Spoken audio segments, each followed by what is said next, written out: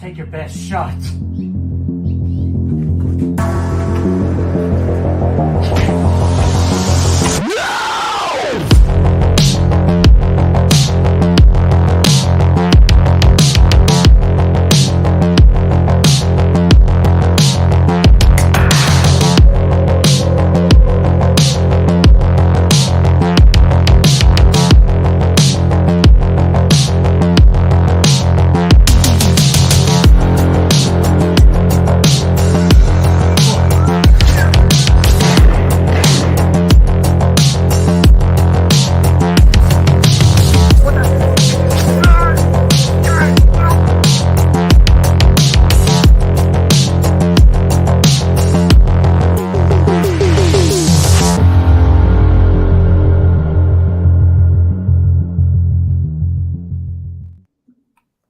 What is going on, guys and gals? Happy Friday. Welcome to Good Will Hunting. We're back tonight with another watch party. We got Braden Timmons on again. We're going to be watching the Haddonfield Nightmare, and we're going to be talking about the upcoming film by Braden, The Last Nightmare, which is also going to be awesome. It's going to be a journey tonight, and I'm excited about it.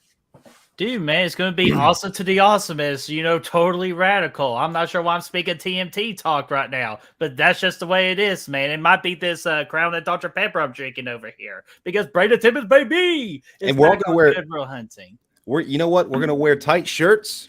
We're going to put our hats on backwards, and we're going to have a good time tonight, dude, for sure.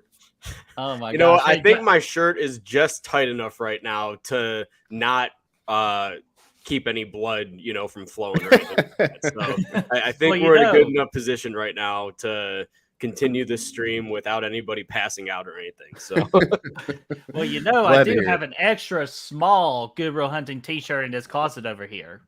Dude, you want to pull out the Hulkamania, and I'll put it on. I'll wear it. You know what? I'll be Brettman. I'm gonna dress as you for Halloween this year, buddy. I'm just shucks, man, dude. You didn't have to do that, but I'm kind of tripping out right now because we have someone very important in the chat right now. We got Busta Myers in the chat. He is a new person here. So Busta Myers, welcome to Good Real Hunting.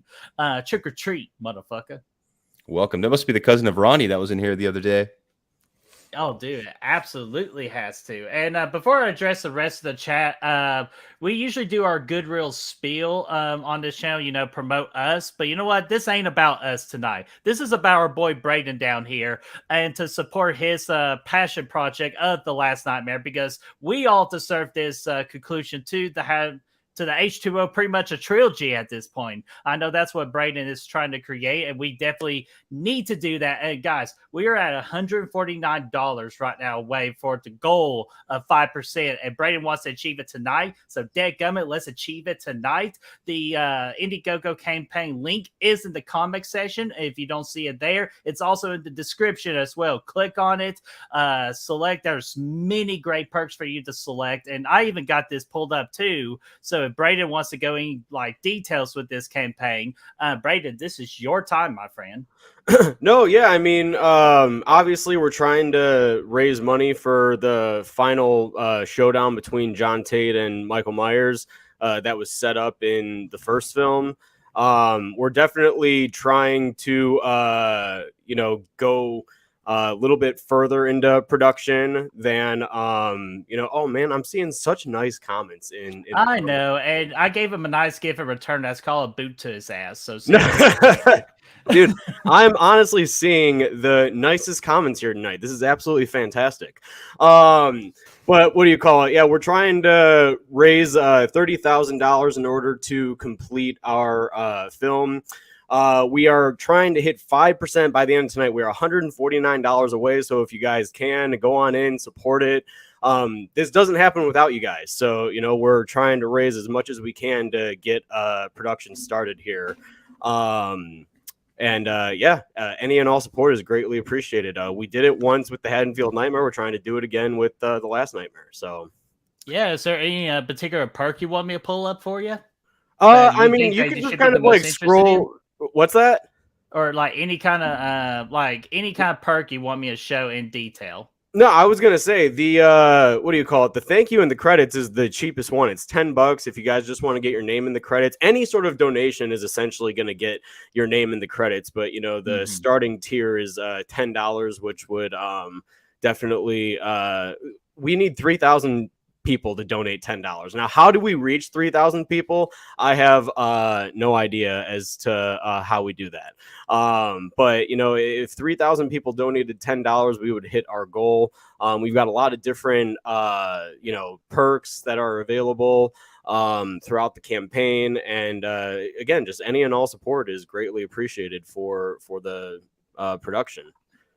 Yeah, absolutely. And we'll be sure to like at the end of the movie, if we have some extra time, we'll host like a little Q&A about the Last Nightmare, about the Indiegogo campaign, or even just like about the the fan film in general. Because tonight, how we're going to be freaking celebrating this special occasion, and trying to get that 5% for our boy Braden. We are going to be watching your first one, or like kind of like in a way your sequel. Or I'm going to read off this Blu-ray right here, this sexy Blu-ray from a critic on the back of it saying, calling it the proper sequel to H2O. And the critic who said that is Brett Man from Good Real Hunting. I don't know who that asshole is, but you know what? I like the guy. What sexy son of a bitch said that? Yeah, honestly, who said that about the Haddonfield Nightmare? It was Chad. He hated it.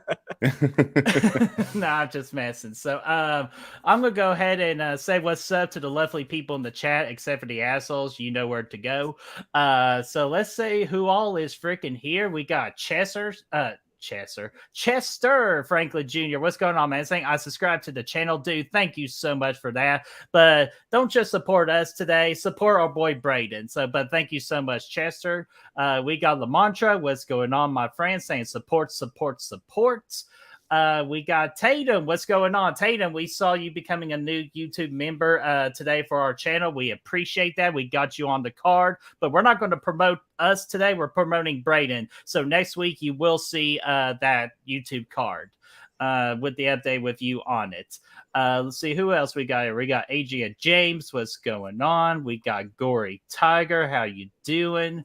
We got Mud Nelson. What's going on? We got Byron. We got Mark Jones. Who else we got here? We got freaking Chris Snyder. What's going on? Who else we got here? Let's see here. Oh, yeah, that's right. I was got to put the boot to that guy, too. Let's see here. We got Whisper to Tatum. Hello, everyone. Bretman. Whisper. How are you doing? Let's see here. Who else we got here? Let's see here. Love the channel.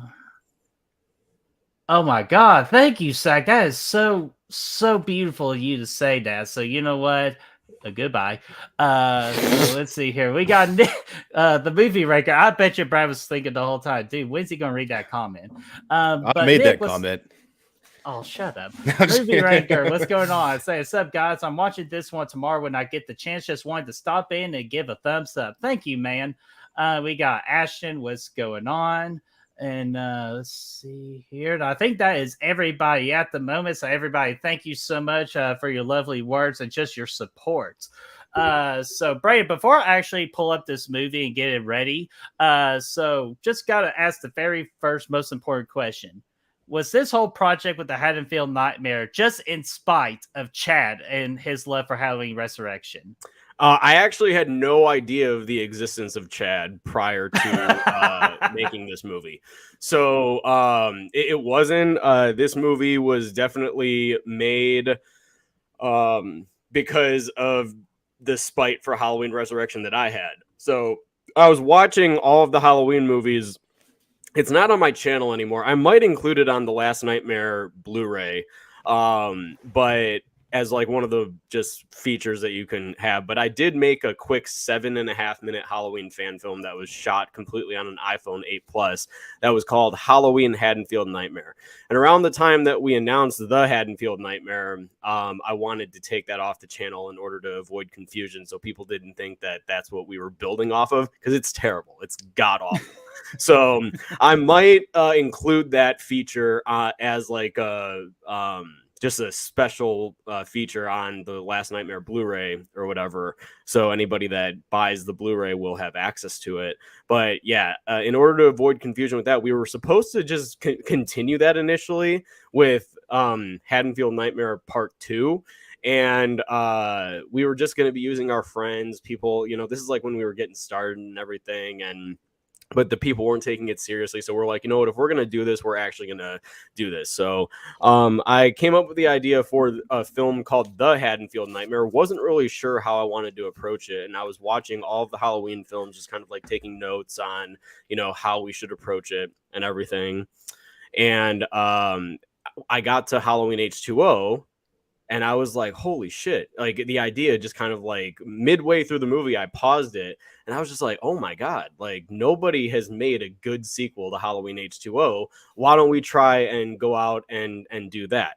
Now, I will say I'm not a huge fan of the opening of the movie. I will say that. So chat, if you haven't seen this movie and you're watching, I'm not a huge fan of it, mostly because we shot it. We needed some sort of opening. We were initially supposed to have a lot more people on set that night, but literally 2 of our lights that were battery powered ended up dying, even though we charged them all day. They ended up dying. So we had 1 light to work with, and we had the 2 actors to work with. And one of the actors, like, we just casted last minute. It was my dad's buddy, the gray-haired guy. That's my dad's buddy, actually. So I asked him, I'm like, hey, you want to be in the movie? And it was really cool because at the premiere, when he came on screen, everyone was like cheering. He brought a whole posse of people to the theater, and it was great. But the opening of the movie, not a huge fan of, but if we can get past the opening, I pretty much am fine with the rest of it. But yeah, and the opening is not the worst opening I've ever seen, but I know that it could have been a lot better, but we were kind of running out of nights and running out of time, and I know fans were getting impatient to seeing the movie, so we're like, you know what, this is going to be what has to happen. So Dude, man, again, just the balls that you have just to even attempt a kind of like a proper sequel to Halloween H2O, especially with how H2O ended. I give you a lot of just respect for that, just because not a lot of people have the bravery to tackle on such pretty much in a way an impossible task. And we're going to talk about like the Haddonfield Nightmare and just your thought process about the script and everything, and just coming up with this particular story. We'll go through that as we're watching this. So Brad, before I pull up the movie here, do you have any questions for Braden? No, I'm excited. I mean, I'll ask him questions throughout the movie, of course. Of course, yeah, but I didn't know if you had like any pre-questions or all that. No, I think we're good, man. We'll rock into it and let's see what questions come get inspired. Yeah, guys. So be sure to have your all's questions ready about the Haddonfield Nightmare. And again, towards the end, and also to the Last Nightmare, if you have any questions about the Last Nightmare, we'll find like some pausing moments to answer those particular questions as well. So let me go ahead and get all this set up here. I think we are looking good. So let's see here. Brad, are you ready? I am ready to rock, dude. Braden, are you ready? I am ready. And Brett, man, I see you're going to be very busy tonight in the comments, man. Control. I know, man. I don't think I've ever seen this many. I don't think I've seen this many trolls on a stream in a long time, man. They're really I know, here. Man. So the Wrenchman or the Good Real Wrenchman in the chat right now. I'm sorry, I'm going to have to put you all to work tonight, but I really need you all to put the boots to asses in the chat. I know our freaking Wrenchmen are badasses. So thank you all so much for your help. And yeah, for just the trolls, just guys, one thing to tell you. You're actually helping out our channel. So thank you so much for your love and support of Good Real Hunting. So, and also the Last Nightmare as well. So let's go ahead and start this movie. I'm going to do the countdown, if I can get to the right screen. So here we go, guys. 5, 4, 3, 2, 1, and play. And of course, this is also on YouTube as well. And I put the link for this fan film in the description as well. Yeah, hell yeah. Fantastic. And let me know if I need to turn down the volume. Yeah. Yeah. Just a little bit. Keep us posted on that. No. I just, for the people to let us know on that. Yeah, please. Just to make sure you all hear us, even though the trolls don't want us to talk tonight. But you know what? It is what it is. So, Braden, I know you were talking about not liking this intro, and you talked about it, but any ever kind of like detail about why you don't like this intro very much? Because I really thought it was a good way to start off, like just kind of kick off the story. Yeah, I mean, I just feel like it could have been stronger. I like all of these shots. Like, I'm a big atmosphere guy. I like to establish it. And obviously, John Carpenter is kind of the one that started that. So anytime you see a Halloween movie, you see like the atmospheric opening shots and everything. That's essentially what you get here. And again, in a little bit when we see the introduction of Haddonfield. But I just think that the opening could have been a lot stronger had we have actually had all of our equipment working that night, So yeah, here the peeps that are driving here is my dad's buddy, Mike Dragustica, and one of our backers actually that got the get killed by Michael Myers perk. So that's who ended up performing here in the opening scene for us. Very cool. Hell yeah. And right before the first dialogue begins, I forgot to mention, if we reach that 5% by the end of the stream, I promise I will do a shot in Braden's honor of freaking some Smirnoff. So well, if y'all want to see me take a shot. I did see that we had one backer, Brad. I think that was you, buddy. Thank you for snagging and supporting. I appreciate that. Yeah, I figured, you did it before me, you son of a gun. It doesn't happen that often that way. No, it doesn't. It doesn't. No, it's a start. I'm messing, Brad. Of course I did a donation before you did. No, I'm just kidding. It don't matter. As long as we all donate at the end of the day, that's all that matters. But I do plan on, once my credit clears, I'm going to definitely put another donation in. This asshole killed my sister the other night. Yep, we got $108 to go now to hit that 5%. So, let's go, guys. Like, keep it. Let's go. Let's go. Let's go. Oh shit. Oh! There's Michael. Snap that neck, Mikey. God damn you, Michael. Got the freaking bag on his head too. That's cool. I like that because he doesn't have the mask yet. Correct. Is that like not trying to be disrespectful to the Halloween franchise, but was that a little bit of a nod for freaking the Sackhead Jason? But just to put in no, I didn't even really think about that, honestly. Like, I wasn't even really thinking of Sackhead. That actually, the thing that we used for the bag is a Scream cloak, because I didn't have an actual bag, so we turned it into like a bag on his head or whatever. So. Hey, dude, that works just because, again, like, I didn't even freaking see Michael coming right there. So, like, and just to hide his face. Very good call to do that. Well, thank you. I mean, I'm glad that you guys kind of like that a little bit. But then here is obviously a nod to most of the pumpkins in the franchise. You've got the Halloween 78, you have the Halloween 2, you have a Halloween 6. So these are just pumpkins that you see normally throughout the franchise. Yeah, it looks good. It's a cool. Dude, I love it. Yeah, it's a cool way to open it, man, for sure. And the sack, it makes sense there because he didn't have the mask at the end of H2O.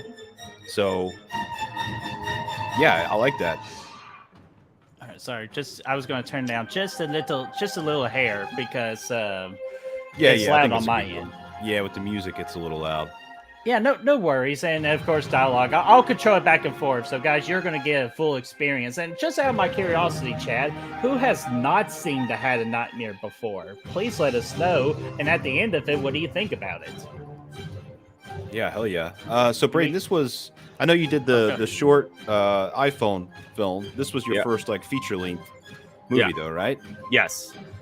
This was, I'd say, my first real attempt at making a film. So I'd never really tried to do it on this level before. It was always just kind of like small, independent stuff. And yeah, but this was my first actual attempt. Nice, man. That's cool, Hell man. yeah. To have something like this as your first go around. Just to get a couple more shout outs real quick, we got Jamie Hart saying, I love the pumpkins. So what's going on there, Jamie? Who else? We got Matt Fauci, who just joined up, saying had to swing by to show some love to you, gents. What's going on, Matt Fauci? Fauci, hopefully you have donated so far. If not, you better. Birthday. I'm going to kick your ass. Nah, happy birthday, Matt Fauci, by the way. Oh, yeah, dude. Sexy SOB. Nice. Yes. Happy birthday. science. And I saw someone else here. I'm trying to figure out where they went. Oh, there it is. DJ, what's going on, my friend? Welcome. So definitely one of my biggest positives for the Haddonfield Nightmare, Braden, is this right here. One of the most perfect casting decisions I've ever seen. Not only just in a fan film, but just like in the film in general, because the detail like of who you all got in Peter, just astounding. Like, this is who I imagine 22 years later after Josh Hartnett with his terrible haircut, which I appreciate you all fixing the haircut. Nah, dude, that's all just Peter's luscious hair, man. I mean, like that's his natural hair. He takes that hair very, very seriously. You try and touch it, and you might end up with a broken hand. So, you know, no, but seriously, dude, we saw Peter's headshot come across, man, and it was like, I was like, holy shit, this is John Tate if he can perform, and you know, he's great, and Pete's just an overall great guy to work with, man. Seriously, we always have so much fun on set. Mm-hmm.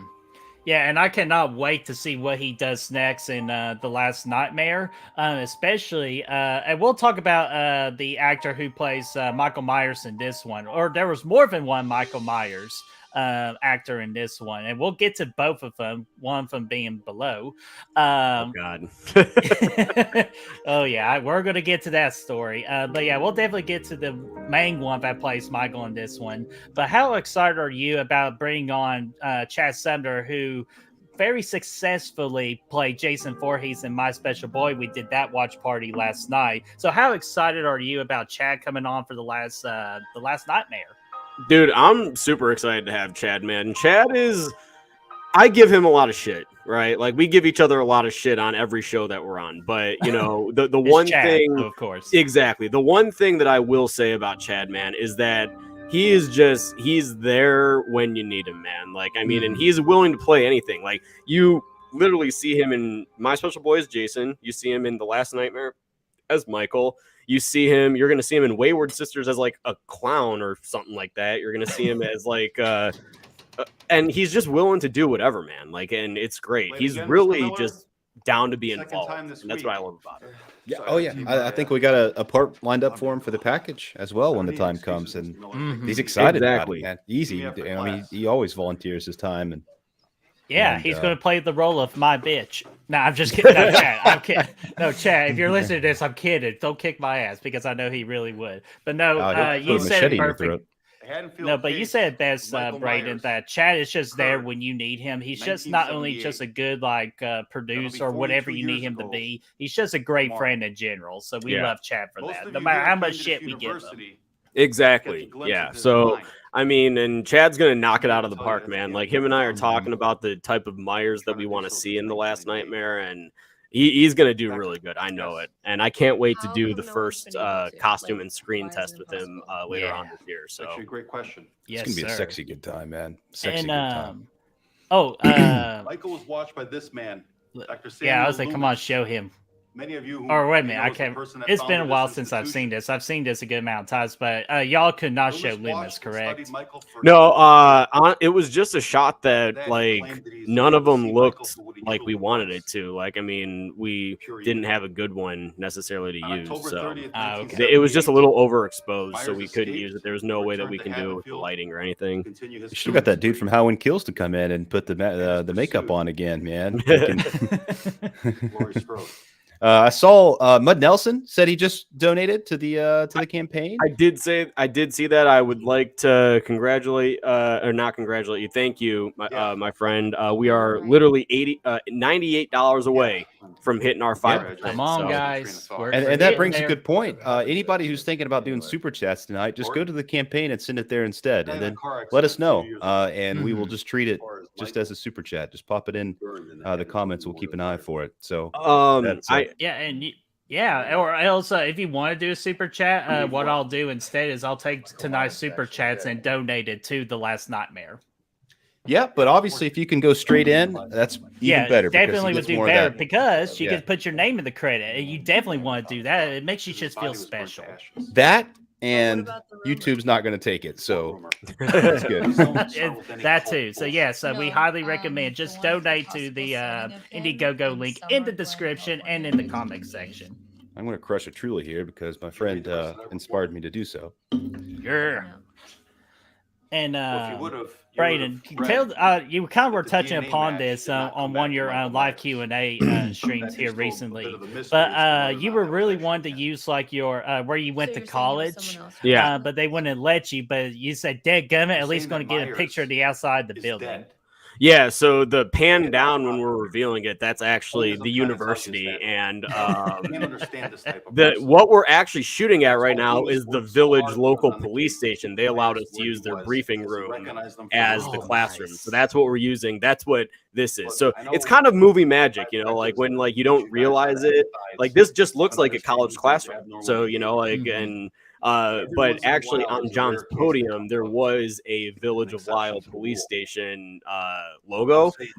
It was just like a little sign we were just able to pull off, and then we put it back on after, obviously.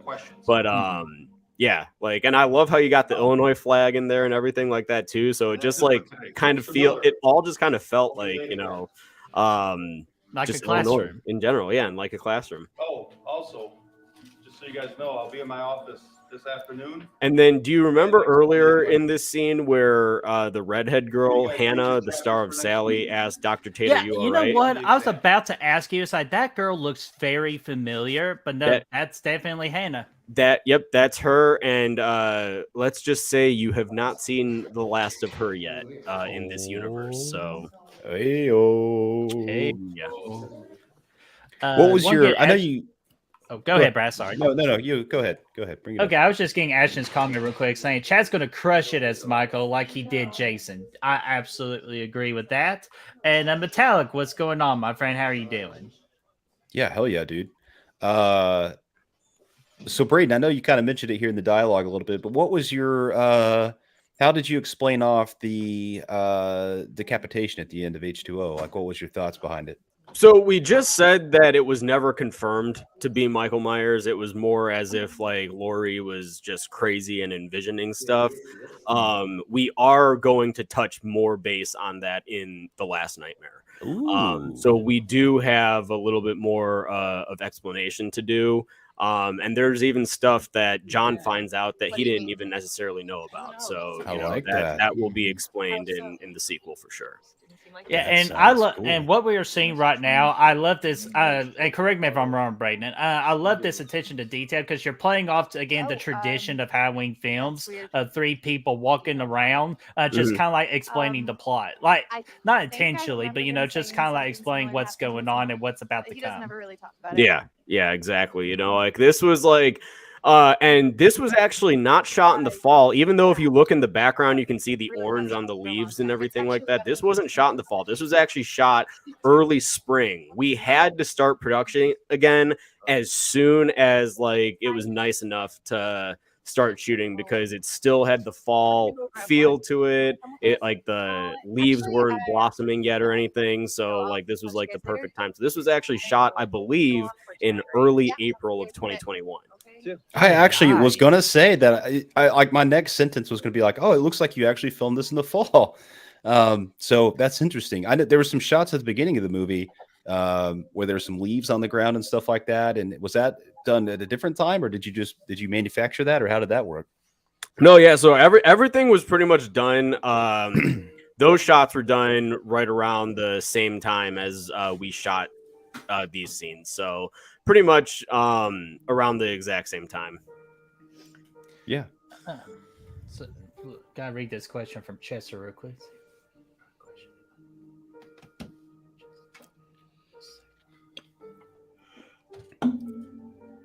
Yeah, Chester, of course that's okay, man. Like, again, we understand, man. And I'm sure there's going to be opportunities in the future, too, to donate as well if you can at this time. But, you know, just even just sharing the Indiegogo link is better than just nothing at all. Because, like, just to get this name or The Last Nightmare, like the name of it out there is greatly appreciated. Yeah, exactly, man. Just like being there, sharing it helps just as much, man, because that can also lead to somebody else, throwing in their contribution. Exactly. And again, we're just trying to get 3,000 people just to donate $10. It's just such a simple task. So the more people we can reach, the more likely or definitely it's going to happen. So absolutely, Chester. If you just shared the Indiegogo link, that's all it takes. Yeah, it's even less now, actually, because like we've hit about 1,400 on the campaign, so it's literally less. It's like we need like 2,900 people to donate $10. So the more that we get, the less people that need to donate $10, and then we're likely to hit. Yeah, Absolutely. absolutely. Mathematics, dude. Hell yeah. Yeah. Science. And just to kind of catch up on the story here, John Tate's daughter. Like, what was your idea on the script behind this relationship right here, or just introducing even a kind of like a daughter into this story? Well, in Halloween H2O, Lori has a very kind of a strange relationship with her son. So, he's sick and tired of her talking about Michael Myers, and they have a pretty broken relationship because of that. So my idea here was John didn't want to make that same mistake and make it seem like he's obsessing over Michael Myers, but him and his daughter have a good relationship. Like, he's tried to be that good dad, especially with the loss of Molly, which we're also going to find out a little bit about more in the last Nightmare, Nice. which is something that we get a little bit of, we get some questions on here. So we're going to find out just a little bit more about that and at least understand what happened. So that way people are clear on that. But the idea was to have him, step up after that loss and be a really good dad and have that good relationship with his daughter. Is this a local brewery in town that you frequent? It is, yeah. So actually, Yeah. Jamie, the girl that just placed the drinks down on the tray, she's actually one of the owners. Her and her husband own this place. It's actually a horror themed bar. I saw the everything. the pinhead thing on the wall there. Yeah, so it's horror themed all year round. And Jamie is fantastic. And I remember my mom and I were one of the first customers that they ever had. We had no Nice. idea what this place was. My mom just asked me one night, we were hanging out at home. She was like, "Hey, do you want to go to a new local brewery?" And I was like, "Yeah, sure." I get in there, and on the brew tins, which we couldn't show, but on the brew tins, they have Freddy Krueger, Jason Voorhees, and Michael Myers printed on the brew tins and everything. So I was like, holy shit, this is a horror themed bar. And we became frequent goers, and I talked to them about what we were doing, and they were like, dude, we would love to have you guys shoot a scene here. So yeah, that's how we ended up getting the connection here to shoot here. Dude, and lead it to Brad. Oh, go ahead, Brad. Sorry. I was gonna say, if they put it, did they put a poster up there for you or anything, like a cool little? I think that they have I gave them a poster to hang up, so I haven't been there because I moved to Arizona. But I will be in Chicago in October for a week for my buddy's wedding, and we will be visiting this. Hell yeah. This brewery, this fine establishment. But it's kind of funny. Of course, Brad would point out a brewery question. I've known you guys. Well, yeah, when I saw the movie the first time, I was like, dude, I bet this is a place that Braden's freaking rocking out all the time. And they were like, they're super cool. And they're like, yeah, hell yeah, put us in the movie. Hell yeah. Yeah, dude. And I mean, seriously, we gave him a special thanks at the end, in the end credits and everything. And I mean, dude, if anyone's ever in Shorewood, Illinois, please go look up Mad Hatchet and go. They have really, really good beer. All year they've got different brews coming out and everything. And it's great, man. Shoot, Brad, we need to tell our boy Chris about this place. Oh yeah, he would love it for sure, man. Absolutely. Yeah, I see. What's that? Freaking the Invisible Man. That wasn't Pinhead. That was Frankenstein. I saw a minute ago, I guess. Frankenstein. Yeah, those were the Universal monsters right there. Yep, the classic monsters. Okay, That's I gotta cool, ask because I've just noticed this about 3 times right now. That one guy on the left, right beside the one that's sitting in the middle, he's got the freaking Fonzie hair going on right now. Yeah, that's right. Yeah, if you could tell us a little bit about him, just because he's just kind of catching my eye the last couple of takes that he was in. Yeah. So let's see here. Mark Jones said, "I thought that was the girl from Sally. Was about to ask." Kind of talking about Hannah from earlier. Yep, it is. Oh, that's awesome. And just real quickly, congratulations on Sally making it to the Houston Film Fest selection.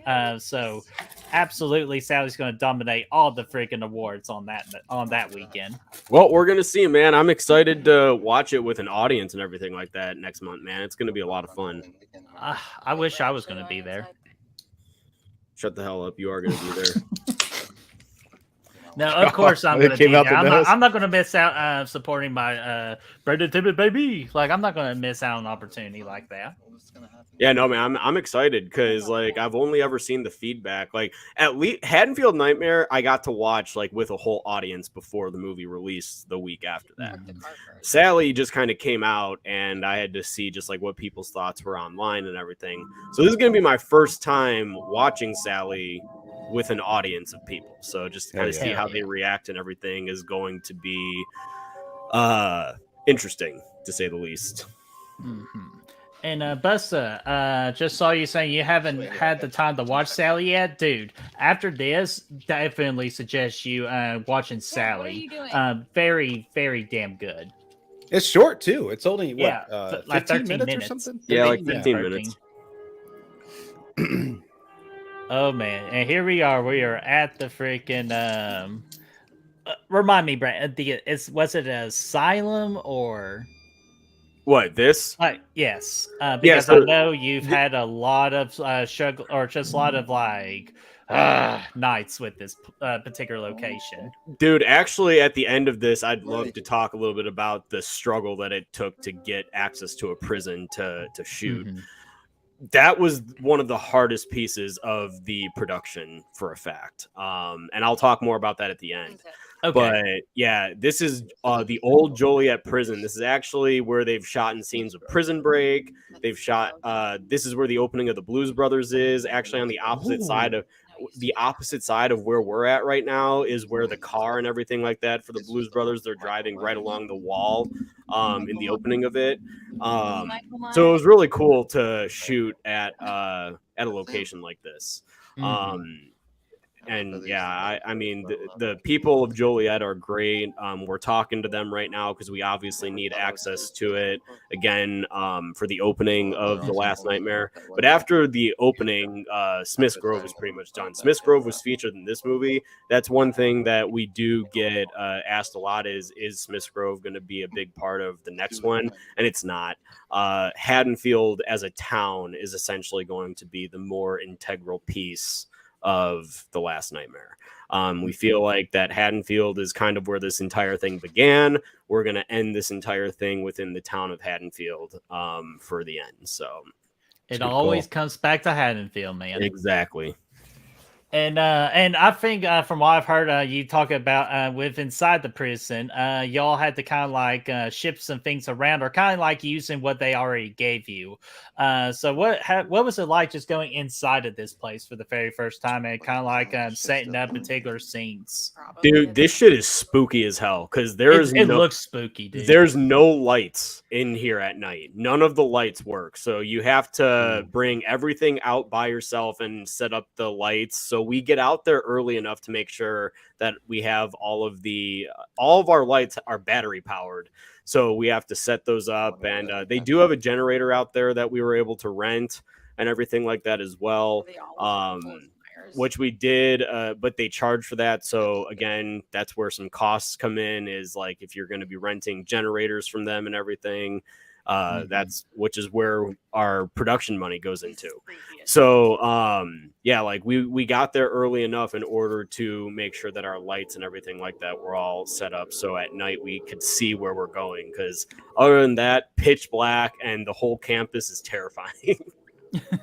Oh, absolutely. Again, that's why donations are very important to these particular fan films. So they can, just to give you the best of the vision that they have in their mind, kind of like how Brain just discussed in this. And I know the last drive-in's about to start, so let's go ahead and give a shout out to Destiny. Destiny, how are you doing? The trolls were talking about you earlier, so unfortunately, I have to put the boots to him. But Destiny, thank you so much for hanging out with us for a little bit and for letting us borrow Braden for a little bit because she was so happy earlier.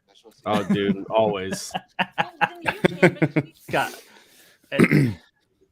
No, I don't at all. We got Marie here that's terrified because she thinks that she saw something. And what does she do? She makes the mistake by going off by herself. So, why would she do that? because she's afraid. So terrified. First, you thinking I can never live without you by my side? Okay, sorry, I can't sing that or we'll get copyrighted. So can't do that. Yeah, for sure, dude. Faux show. I've genuinely just been impressed by all the locations that you're able to secure, though. Even just the town, like, you know, I know we talked about the brewery earlier, but just the town earlier had good vibes. Everything looks good, especially for your first film. Especially that mask right there. We're about to freaking get into that discussion here in a minute. I definitely want to ask about the mask and, of course, about the guy who plays Michael for the majority of this. But yeah, just to kind of referring to last night with My Special Boy, same compliment. The quality of the camera work here of this whole movie of the Haddonfield Nightmare, absolutely astounding. Yeah. And Braden, speaking of that too, who was the one that was? Ooh, love that. Sliced. Slice and dice. Ooh. Oh, Yeah. dude.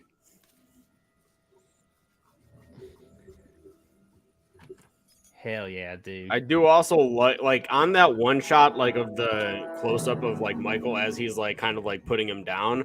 I do love the shot in the background of that tower that like is like there. I just like always found that to be kind of spooky. I concur. Plus, you got a little Halloween decor here, man. That's tis the season, man. A couple leaves. What? Yeah, so John's office was actually shot at a location that was provided to us by the guy that we used for Airbnb houses and everything, because we had to Airbnb a few houses. He had a connection with a guy that owned an escape room. And so he allowed the cast and crew, or he allowed like me and a few of the producers to come in and just do the escape room for free of charge. It was a Conjuring themed escape room. So it was a horror escape room. And it was absolutely awesome. And in the same building, there was an empty floor, and he was like, dude, we got offices up there. He was like, I'm sure the building manager wouldn't mind if if you used them. So that's actually where this came from. Is this is a building, and on the first floor is an escape room, and we're just upstairs shooting because this entire floor was empty. So, dude, we had some of our guys literally carry a desk from the very top all the way down 3 flights of stairs to get it into this office. So, I mean, it was an experience, man. And then this right here is obviously John had a good connection with the officer in Halloween H2O. So him calling the police, letting him know that they're leaving, essentially is showing that he still has that good relationship with the campus security and the police officers on campus. So hey, that's very important, especially just in case if there's a mass murderer roaming around town. So hey, it's always good to have that backup. Want to get to these two questions here. Chester saying, question, did you and the crew have to wear face masks for the behind the scenes at the locations of the house and the bar?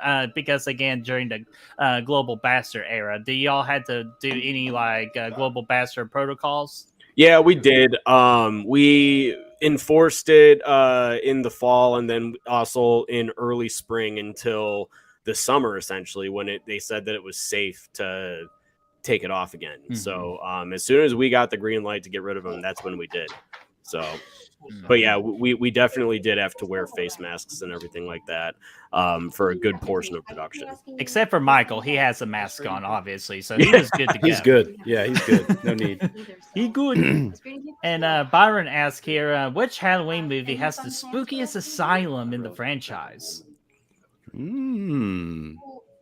That's a good question. If we're talking about spooky asylums, I hate to give this movie its due. I always found the freaking asylum in Resurrection to be freaking spooky. Yeah, I concur. It's got the creepy basement and stuff like that. It's pretty good. Outside of this one, of course. Oh, and Dr. Tate, happy Halloween.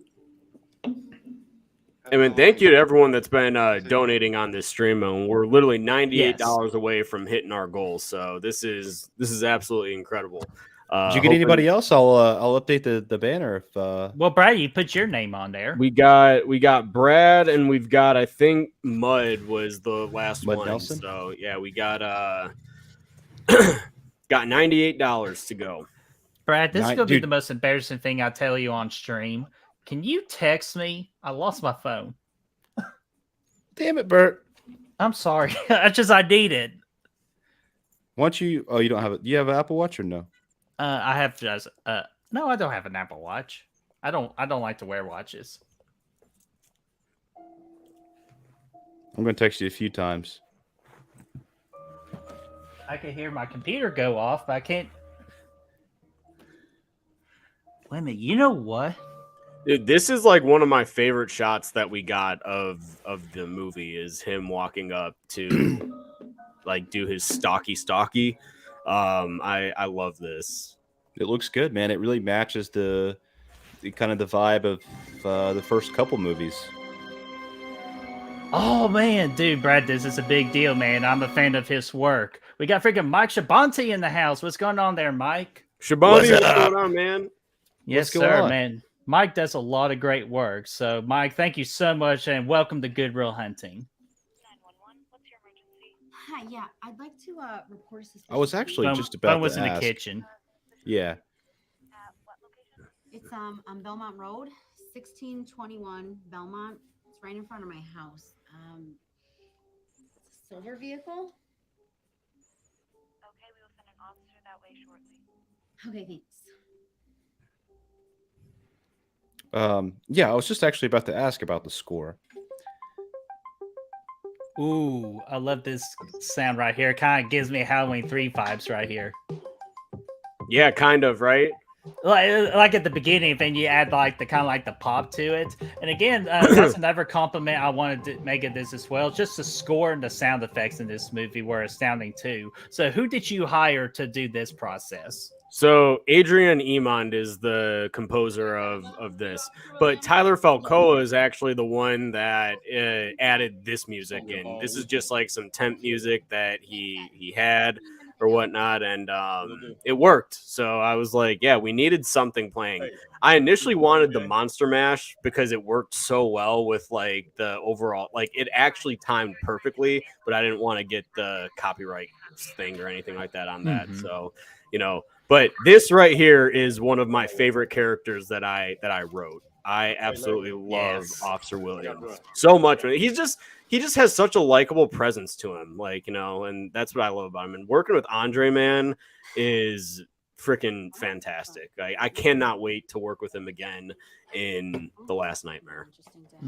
Dude, I know you talk about him a lot, so I cannot wait. Are you kidding me, John? Birdie? BRB real quick because I do not want to miss this scene because this was actually my favorite scene in the entire film right here. Oh yeah, this right is good. there. Yeah, with freaking Michael, dude, this brings me back to 78 vibes, major. yeah, he's standing there, man. He's creeping in the window. I like it too. And you just keep it rolling, man. I like that. Just keep it rolling. Let's track around for a bit. Okay. All right. Well, looks like you're watching. There he is. Tonight, Jen. Because freaking John's always got stuff to do. I need to. She needs to move on from John. That's what she's saying. Shit, man, he got his hair back rocking in style. Like he's freaking probably top of her list, man. If it was the Josh Hartnett hair back in '98, I wouldn't blame her at all. Shoot, Brother Fluff, what's going on, man? Just saying hi, playing darts with the young guns. Oh, perfect. I love a good dart session, man. I think last time we played, Brett beat my ass in darts. Damn right I did. That was But- the last time he'll wait a beat my minute. ass in darts. Oh, dude, look at that. So chef's kiss right there. This brings me. This is kind of like you mixing in like the styles of '78 and H2O, like Yes, the that's OG what- of H2O. That shot is exactly inspired from Mhm. Halloween H2O, from when Marion was looking out and you see him step into frame behind. So That's yeah. exactly what I was going to say, dude. It really reminded me of that. Yep. Effective. And dude, the score kicks ass, man. It's really solid. Oh, there he is. Oh, sorry, I got. He's in the house. I was trying to do something. Oh, there he goes. Oh, diced.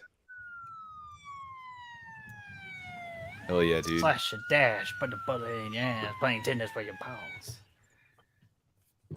But no, I'll easily. That is like that whole sequence right there with her in the house. First off, the house was beautiful too. Just all that segment right there, my favorite thing about this whole entire movie.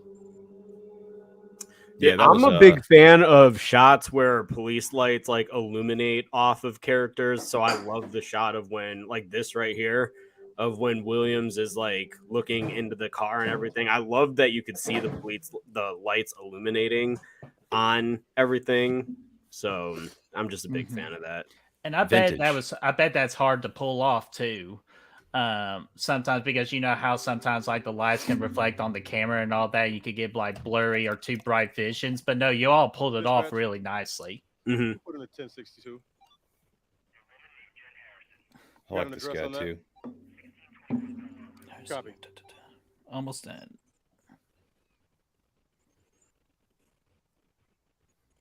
Bum, bum, dum, dum. This is also like just like one of my favorite shots that we did. I got to give my buddy Misael props for that, because he's the one that actually said to go inside and try and have him walk, like do the whole thing and then walk up to the house. So I got to give Misael props for that shot. Hell yeah. Me so you. Yeah. All right, I you officially got my attention now. Sorry, I just had to make a quick little donation real quick. Donations. A donation? donations. Oh. We got a $25 more. Thanks, Brett, man. No problem. Like Brad guilt tripped me, but you know what? Who cares? Like if I'm going to pay off the credit today, tomorrow, $25 is $25, and it's going to a great place. So I wanted to be sure I did that for you. Yeah, hell yeah, dude. It's And I love all this too. Like, see, there's Michael's just. I love the camera work. How the officers are going into the house, and Michael's just casually walking out. Dude, and we actually in the saw shadow in the background on the too. first take. We saw the shadow, and then he stopped. Like, so then we were like, no, do it again, because the shadow actually works as you see it going all the way down. So we were like, no, Connor, keep walking. So Yeah, Mike, Yeah, we Brad was alluding to this earlier. Definitely loved the locations that was shot throughout the entirety of this film. a lot of love for the locations, man. Byron, Ashton, all saying the same things. I think that's. I mean, it kicks. Honestly, like for being your first film, like you did a really good job with all the locations and stuff. appreciate that, man. Seriously, it is a bitch to scout these things and find them, but you know, once you get them and everything, dude, pre-production is the worst. Some people say writing is the worst. No, I will write any day, because writing is just you're sitting down, you're coming up with the story in your head. Pre-production as an independent filmmaker is terrible, because hard. you're literally, it's all of the conversations, but I do like the conversation. It's kind of like a double-edged sword, because I like having the conversations and I like building the relationships with people, but it's really the toughest piece, because like, you know, some locations are going to say no that you really like, then you have to go back and kind of restructure your strategy and everything as well. Want to give Dwayne Hayden a shout out right here. Dwayne, I love this man, dude. Dwayne is the biggest gentle giant you'll ever meet in your entire life. But this guy is awesome. I can't recommend working with this guy more. Oh, Love this. And yeah, like of course this is a house in the neighborhood. Did y'all have like any kind of like neighbor problems? Like even like Karen's like, would you keep it down over there? No, we actually didn't. This was actually a gated community because this was one of our the guy that was providing us the Airbnbs. This is actually his mom's house, and his mom allowed us to shoot at her house and everything. Oh, there he is. So, Nice. Oh, well, who the hell's that? Oh yeah, that's also not the last you're gonna see of Deputy Hudson. So, But dude, that was kind of sorry, it kind of like weirded me out a little bit, like in a good way, because like the haircut, like, I felt like your hair was a lot shorter than it is now. yeah, it Like, definitely was. Because I wasn't expecting. It's like, damn, I thought Braden had more hair than that. Any possible word as what could have happened? Okay, she did a great job kind of like staying still, like acting like she was dead. Because I know a lot of times, like when I try to act dead, you can still see my body kind of like rise up and all that, trying not to laugh. And Brad gets pissed off at me. But like she did a really good job selling her death right there. Nah, dude, she's actually dead, man. We actually killed her. Michael actually Connor killed her and walked away. No, cut her off, cut her off. Oh, speaking of the devil, Chad, what's going on, man? What's your character's name? Deputy what? Hudson. Oh, if we see him come back, man, we need to get like a Deputy Dewey theme song for him every time he comes on screen. Oh man, and Chad, thank you so much for hanging out with us. We spoke kindly of you earlier, so if you want to rewind that, and mad shit. No, it was all good. And then Byron's question is, what cameras did you guys use to shoot this film? So we shot this on the Sony A7S series. So we shot it on the A7S and the A7 III. Essentially the same two cameras we used for My Special Boy. She's dead. What? I could just tell you, Sony is a good-ass product. TVs, cameras. Sony about to take over the world, man. Who did it? Dude, I can't excellent, recommend Sony cameras higher, dude. Like, I mean, they're really good, especially their mirrorless cameras, man. Like, they're awesome. So so you would recommend it for a fan film, you say? My dad. Oh yeah. Take notes, Brad. I mean, we're definitely not like obviously Never Hike Alone and It's Me Billy. They use the RE cinema cameras and those giant ones, but no, you're able to shoot with what you got, man. So if you guys want to make something, just do it because you guys can do it. Hell yeah. And dude, this again, like I said earlier, like the quality looks absolutely terrific. And quick question too, because we saw John just holding his bottle of choice for alcohol. Did you try to replicate kind of like what Jamie Lee Curtis drank from Howling H2O? Not what she drank, but her alcohol problem. Yeah, right. She liked the Chardonnay. Yeah. I'm Officer Williams. Another glass of Chardonnay now. Yeah, today, please. Today. Is something wrong? In which we finally get the beautiful 4K of Howling H2O coming out, I believe September. I think that's supposed to be the projected release date of that beautiful 4K. Why? Excited about it, man.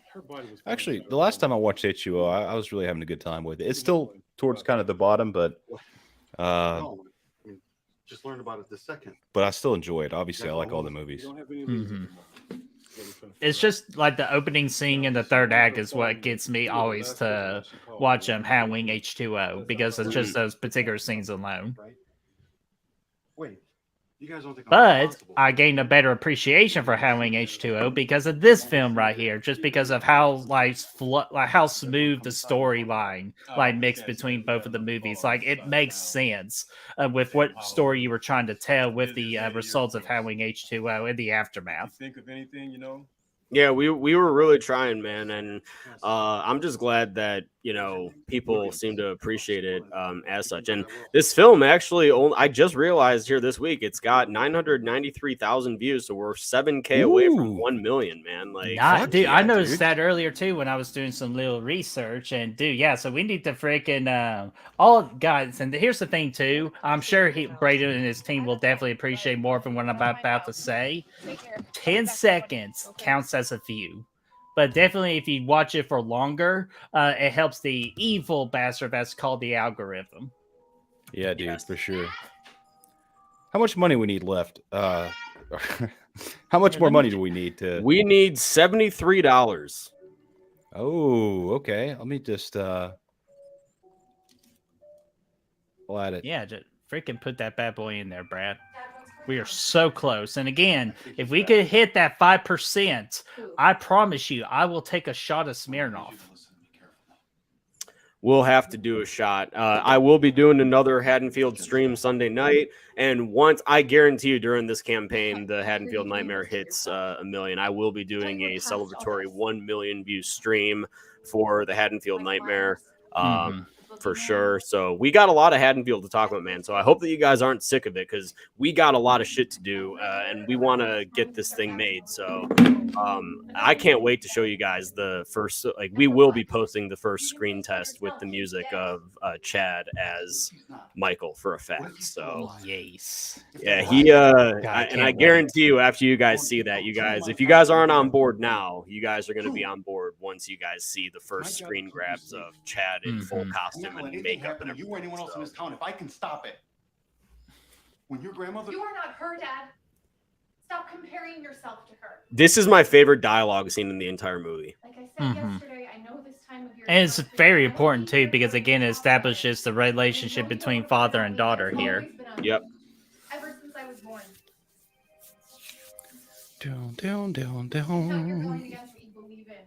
Because of one murder? Yeah, I like it too. You know what? I can't stand it. He's dead. Michael Myers is dead. Yeah, there it is. I was waiting for it. Michael Myers is dead. Someone had to say it in this movie, right? And she did it a lot. And she did it a lot better than Harnett did. You should throw in a DEAD.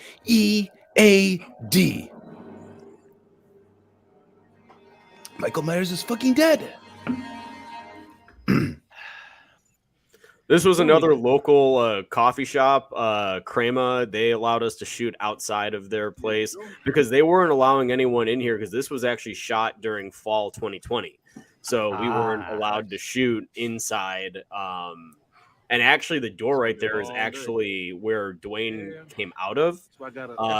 That's actually closed off, and they closed it, and that's where you order your coffee, and they go in, make it, and then come back. So we had to shoot away, so that way we couldn't see, that. So it just looks like he came out of the coffee shop, walked over, and this was shot completely in public too. So some people across the street were asking what we were filming. There's a bar right across the street. People were outside having lunch. They saw we were out there. I'm standing there with the boom mic and the camera and everything. And everyone is sitting there, and they're like, what are you guys shooting or whatever? And so we were talking to them about it, and it was great. Oh man, dude, that's awesome. And I'm again surprised that Karen doesn't walk up going, "You can't film in public."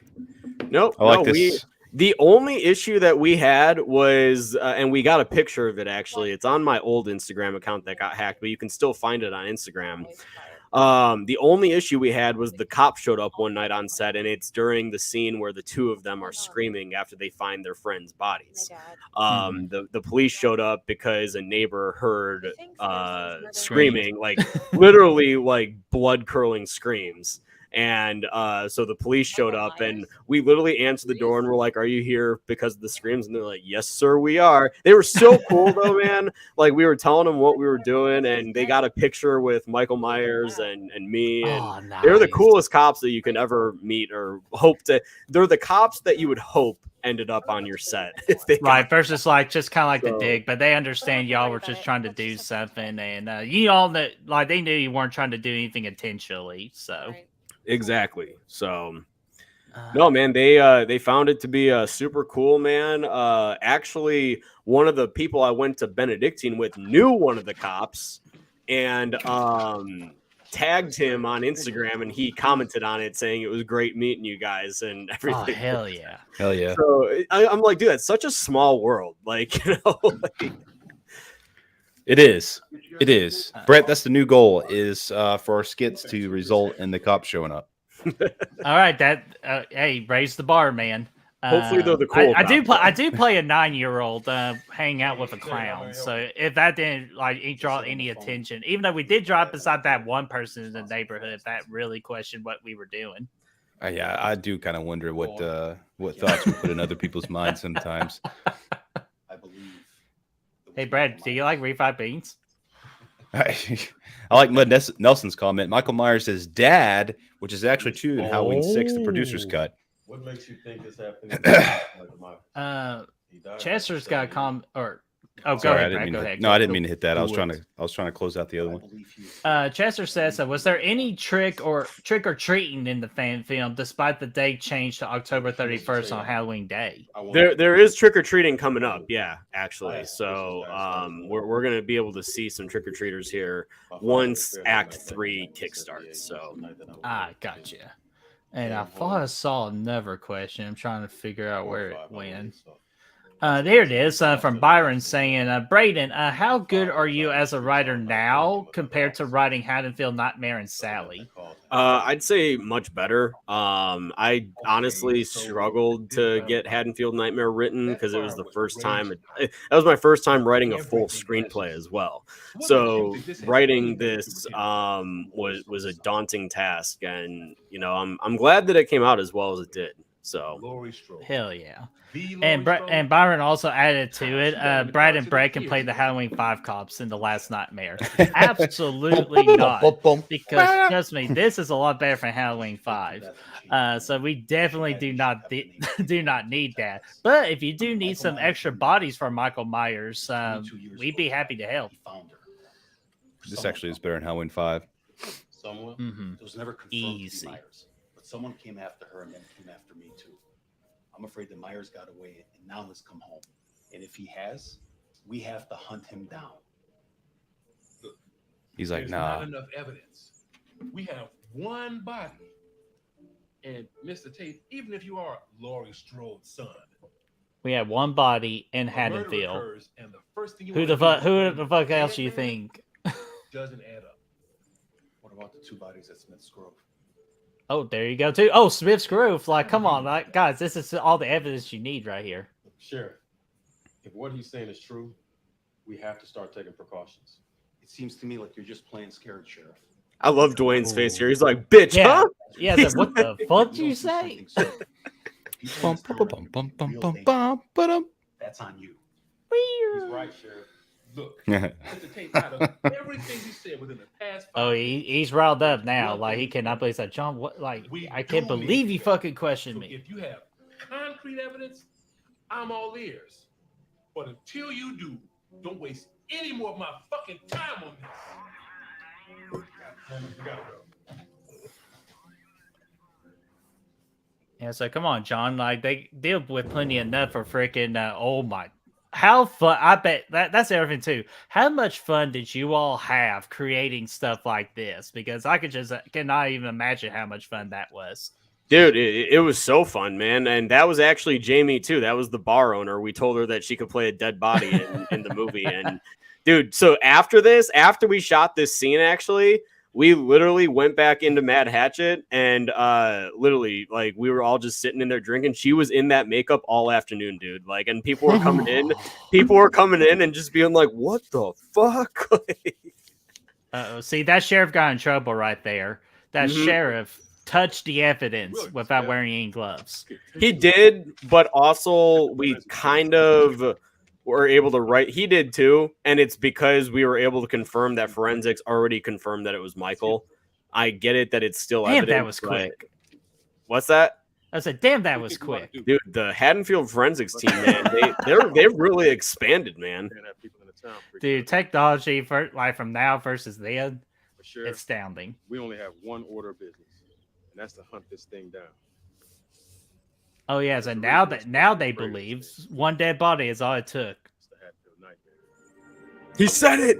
He said the film title. The Haddonfield Nightmare. It's I the like that. Haddonfield Nightmare.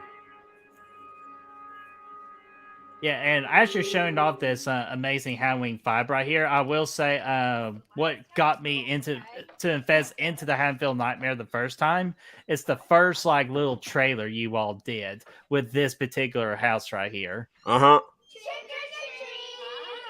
There's the trick-or-treaters. Yeah. And actually, if you guys take a look behind the trick-or-treaters when the camera cuts, you're going to get a little glimpse of the My Special Boy mask. Oh God. Oh, you sneaky bastard! You. Yeah. I did not notice, dude. Yep, so that's the My Special Boy mask. And so Michael Lawrence was on set that night. He ended up bringing that with, and we were able to showcase that in the movie. I was about to say, I imagine Chad being a little taller, foe. No, yeah, that wasn't Chad. So that was actually the guy that was renting us out the houses too. Another 78 callback right there underneath the tree. Mm-hmm.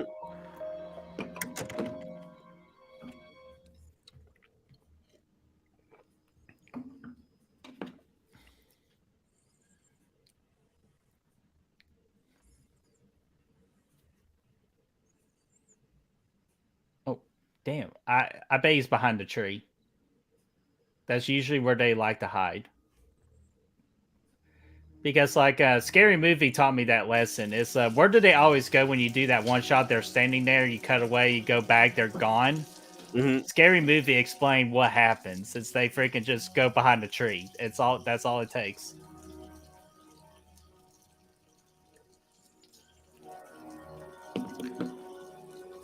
Bum, bum. Of course we're cleaning a big ass kitchen knife. Oh, That guy almost fucked around and found out, dude. He did very quickly. and is that your all's mask, or is that the Myers mask you all use, or what kind of Myers mask was that? Oh, dude, that's the Trick or Treat Studios Halloween 6 mask, and it's terrible. Oh gosh. It's awful. The hair on it is absolutely atrocious. All right, so note to self: do not buy the Halloween 6 mask. Yeah. God, I cannot wait because I recently bought me the Rob Zombie Halloween 1 mask from Trick or Treat Studios that they had on pre-sale. Yeah. Seriously, what? And please shut the front door when you come in. Come on, Chica. I thought I did. Well, can you shut the door? Oh. Yes, ma'am. This was all completely improvised. Like, we just kind of like told him to do his own thing here. Yeah, and actually, that's a nice segue for a question. How much of this, did you allow improvisation, for the character or like the actors and actresses to improvise their lines? So for some of the, like this scene right here, like when he's just like talking to his girlfriend about like BSing around and everything, like we allowed improvisation for that. But when it came down to the actual script, I told them to be as close to dialogue as they can, but they can tweak some lines if they wanted to. They would always come to me first before they did, but I allowed them to kind of play around with it. Like if they feel like that they might say something a certain way, I always take notes from the cast and what they're feeling as well, because they're understanding their characters as well. So I kind of want to give them their freedom to be able to toy around with each take as much as they want. Ooh. Oh, Yeah. Love the little sound effect you put in right there. But no, dude, absolutely. You gotta put like allowing that kind of like builds that relationship between you and the cast, and also putting trust in your cast and makes the cast feel more comfortable in doing so. So I agree with your approach on like listening to your cast and crew about how to do certain things. Because that takes a good director to do that versus like, being their ego, like, oh, I know what I'm doing. Like, screw you. Right. And Russell, what's going on, man? How are you doing? And he loves this movie. Russell, man, I appreciate it. I'm glad that you enjoy this movie. This isn't funny. That's why we do it, man. We hope that people are going to enjoy it. Mm-hmm. Oh. If I were her, I'd be freaking busting down that door and calling 911. She just thinks it's her boyfriend dicking around again. God, what a dick.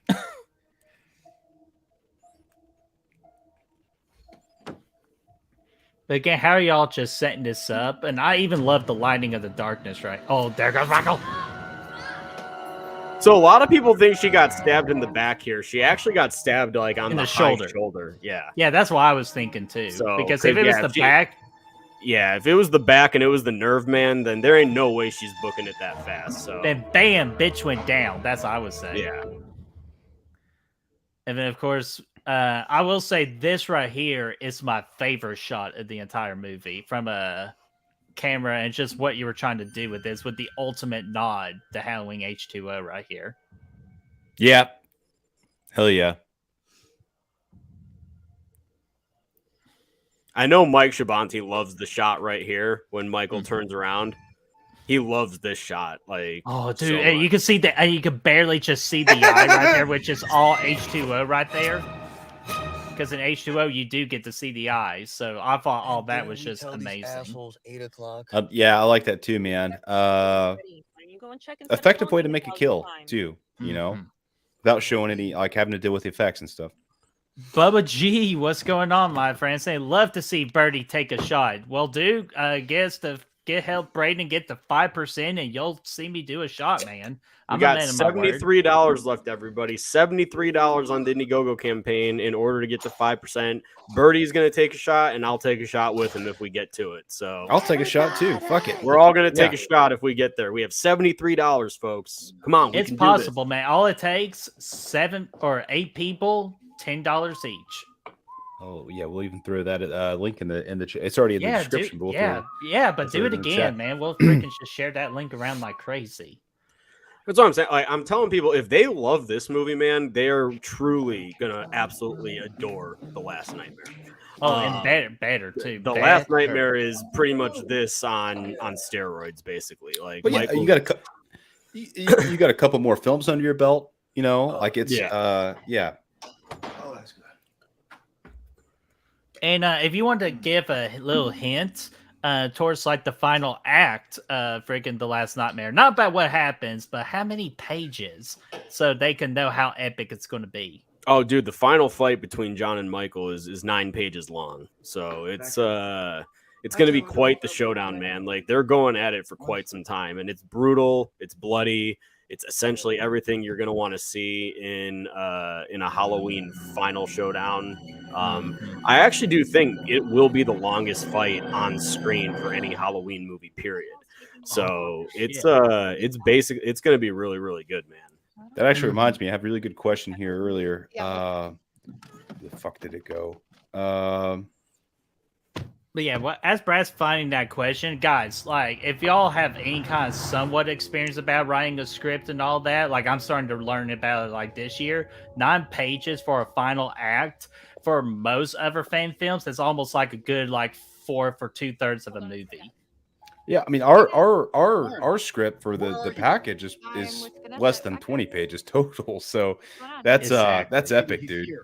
Michael's here. So that just explains a lot of how epic that third act's going to be. And for it to be a reality, we need your guys' help. With Vanessa, everyone else Or I'm sorry, Braden needs your help, not we. Come on, I'm trying to take Well, credit. you know what? Anybody that donates, man, they're all part of the team, dude. So you guys I knew you fixed my mess up right there. Yeah, you guys are part of the team, man. Like, we can't do this without you guys. This community comes together, and that's how we make this, man. So, and we just want to make sure that we honor the franchise and make something that everyone's going to enjoy. So, My dad said Michael. Hell yeah. And What? He said not was whose idea was it to do Batgirl and Catwoman here? that was actually both of theirs. I was Nice. coming up with Halloween costumes, and they were like, "What?" Alice was like, "I'll do Catwoman," and Kate wanted to do Batwoman really badly. So, yeah, that's what we ended up doing. Hell yeah. Brad, you find that question? Byron asked, "Will you be taking any inspiration from Halloween Ends when writing the Last Nightmare?" So The Last Nightmare was written before Halloween Ends came out. No, we're not taking any sort of inspiration from Halloween Ends at all. Good call. So me and Brad differentiate between that movie like crazy. So I'll hate on it any chance I get, and Brad will love on it any chance that he gets. And Brad, I need to introduce you to a friend I got to know a little bit the other night. Nick from the Lost River Drive-In. He is a huge Halloween Ends fan. Dude, hell yeah, man. I love some Halloween Ends, man. I like it a lot. He I even don't has care what a anybody club says. too, and I told him that I will have you ask for an invitation to that club. Yeah, I'll join the club for sure. Mhm. I swear I've seen that movie more than I've seen Halloween Kills, and it's only been out, half the time. It's crazy. See, this scene right here is where the cops got called. Right here, this moment.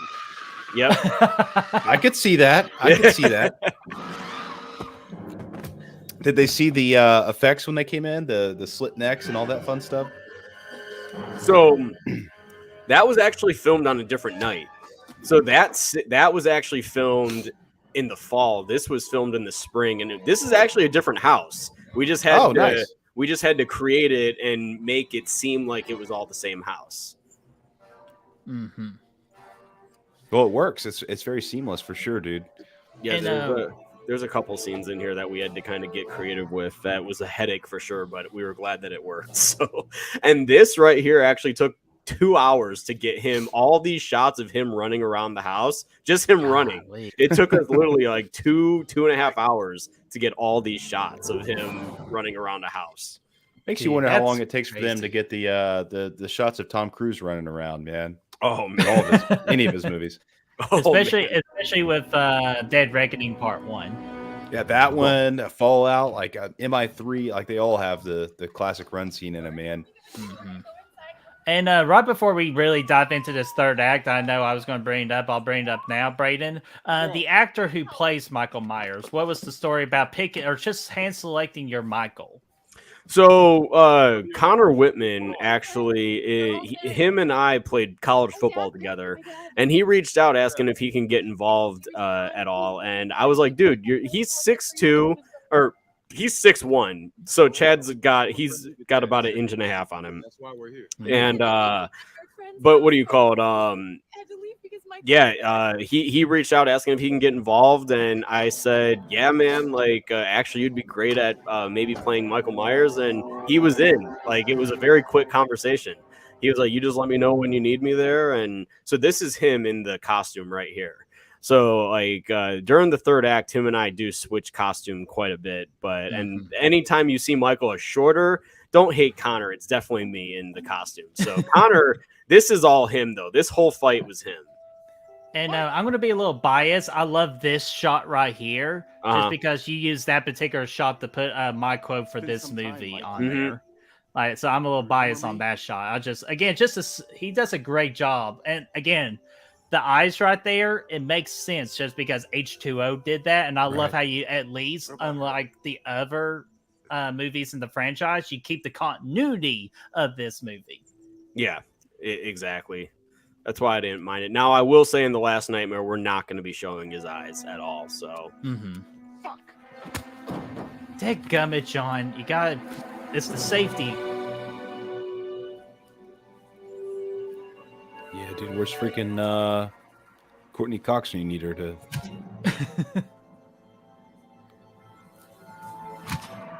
He don't need no gun, dude. He's gonna beat some ass with a pipe. You got aim for the head. I know if Michael was talking, he would say what Thanos said. You should have gone for the head. Hey, see, John's being smart here, man. Just double check. He's double checking the double check. I think he probably should have thrown in some green ooze here, right there, though.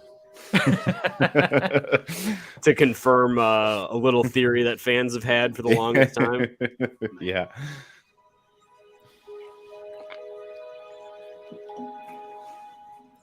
So this was actually shot on my university's back road. So there was a subdivision like right there, and the university police, I was tight with the university police.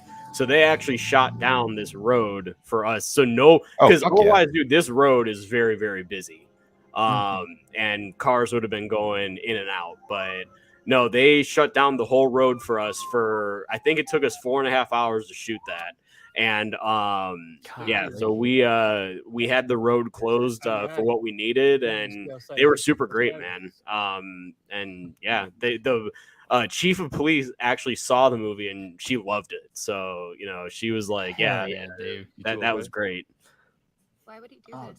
Dude, That's cool, that's man. just so awesome. Again, just like the local police just loving your film, like that just must be an honor. It was really cool, man. Like I got a message from her saying, yeah, it was definitely worth us shutting down the street for you, and she could tell like when we got to that scene, she was like, oh my gosh, that's really awesome that I know exactly where that's at. I'm like, yeah, like it was super cool that they literally just like shut down, like literally brought out the caution tape and everything. Like it was awesome. Mm-hmm. Hello? Dude, hell yeah. And again, it's just like, I know, like you say, like it took 4 hours to film that, and I know a lot of work and sometimes frustration kicks in. But again, it's just kind of like you saying, like just how the sheriff just gives you such a great compliment about, like, I'm glad we shut this down for you guys. Again, that's just the rewarding experience with making a fan film. Just that's what makes fan films fun to make at the end of the day. Yeah, no, exactly. Like, I mean, it's worth it, man. It's worth seeing, like, all the work that goes into it. No matter what, it's just worth seeing people react to it and everything. So, Oh my god, I know where he's going. And we back at the prison, baby. The prison.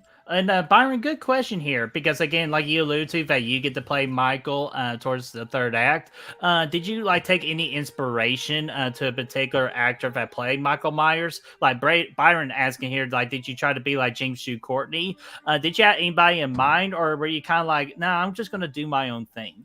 No, it was definitely more I was trying to be like Chris Durand. And I love this shot, by the way. This is my favorite shot of the entire movie. Because it's like H2O with Laurie with the axe and going, With the Michael! axe.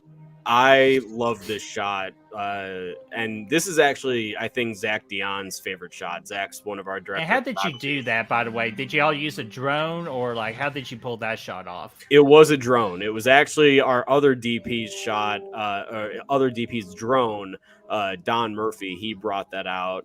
And I'll talk more about that here at the end. But when I was playing Michael, so actually this is me coming up. That's me as Michael right there. So I was more trying to replicate Chris Durand as much as I can. Especially like when you see the walk, I'm pretty much Michael for like I'll actually call out where I'm Michael right here. So I'm Michael right here for the classic shot. Yep, the classic shot. The Michael coming out right here is actually Connor. So this is Connor. So that's more Chris Durandy. It is, yeah. Yep. That's all. The turn, that's all yeah. Connor. Yeah. And was there any reason, like I know, like you flip flop between Michael's hair? Was there any particular reason for that, or is it kind of like, hey, this is my fan film, I want to play Michael, man? No, some nights Connor couldn't make it, so I actually had to. So now this is all me right here. All of this coming up here is me. So if you see Michael walking out right here, this is more of a Durand type of walk. Like, see, like right there, that's more Durand. So, yeah, I definitely was trying to be as close to Durand as I could. Okay, we're going to have to bring this up because I feel like that came pretty damn close. Peter did get pissed off at you at one point for actually hitting him very hard. Do you want to go into that explanation? Yeah, actually, so the kick up here, I actually kicked him in the face. I knew it. I figured that right here. Oh, that was that one. That was a real kick. I actually ended up kicking him in the face. Oh, well, that's actually the shot that made the movie too. So yeah, it made for a good shot at least. So it didn't go unused at least. No, literally, like, I mean, dude, he got up right away. He's like, "You just fucking kicked me in the face, dude!" Like, he was. What did I tell you about the hair? Yeah, he was not happy. Rightfully so, though, right? Rightfully so. He was not happy getting kicked in the face. Dude, he might be happy about getting kicked in the face. Like, he probably is like, it was in my contract. We followed the Anchorman rule of rule number 1, no touching of the hair or face. But no, man, I'll tell you this. Peter took that like a champ, though. Yeah. No, and then Mike Shabani was our Foley artist, actually. So he added in a little bit more of a thud to make it like worth it. So yeah, that was That was a real kick. Dude, and the other question, yeah, just to play along with that too, like I'm sure like the cast and crew were there as they got to saw that moment happen, where they all kind of like, oh shit, the director just fucking kicked Peter. So actually, that night it was literally just me, Peter, Don, and one of the prison peeps there that was helping. Oh, thank God. So yeah, it wasn't a whole lot of people, man. We had a very tight crew that night. And that was actually the final thing that we shot for the entire production. That night was it. That was our final night. Yeah, because y'all had like a deadline. Because I was going to bring that up. You had like a deadline issue with this particular prison that you used. Yeah, exactly.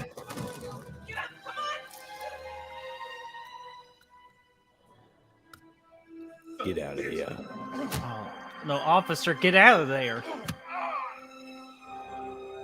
You don't want to be like freaking Grady or Brady or whatever his name is in 4. Freaking Grady, yeah.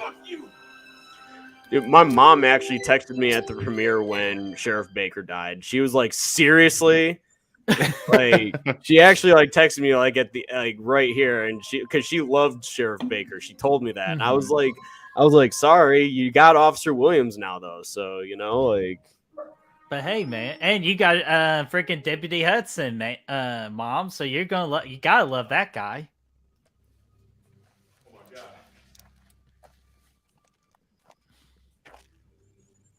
Ooh, good question, Russell. Did y'all have a stunt coordinator? No, we did not. Zach and I actually came up with all the stunts on set, and everybody did their own stunts as well. So Pete, when he got thrown through the door, dude, we did like 12 takes of it, and he took it like a champ, landing on that concrete floor and everything like that too. God. Like, I mean, no safety mat or anything. Yeah, no, we didn't. All of the stuff so that's a real crowbar that he has and everything as well. That's real. That's not a prop. I did actually we are going to have a stunt coordinator for The Last Nightmare.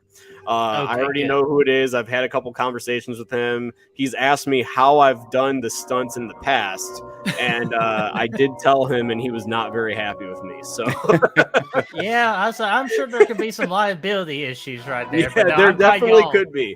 So actually, during this fight coming up between John and Michael, Peter actually did. So I'm playing Michael this entire time, and what do you call it? When John swings the crowbar down, he actually, in one of the takes, does hit me right in the shoulder with the crowbar. Payback's a bitch. Yeah. What did I say? Please get away from him. Oh, we're getting a little Halloween 2 action right here. Yes, sir. Oh yeah, I did love that. Doesn't have a pulse.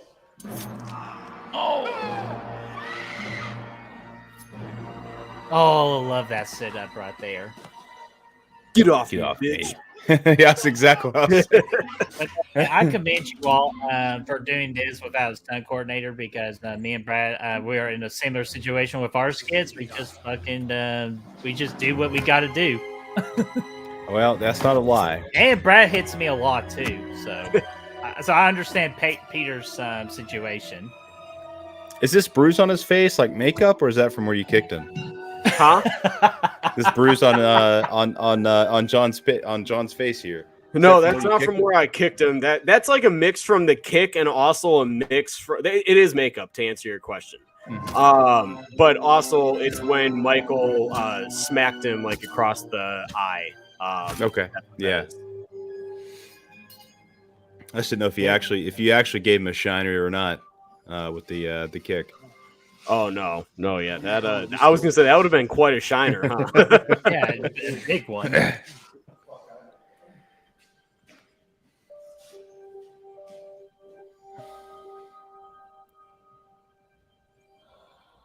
Oh! I like that. Subtle, Ladies but and effective. gentlemen, that is the Haddonfield Nightmare, directed by Braden Timmons. Freaking sir. awesome, man. Absolutely love it. Definitely one of my favorite Halloween fan films out there today. Yeah, it's solid, man. It's really good. Yeah, I mean, I'm not gonna lie. Like, I definitely like it, and I know that I've seen everything.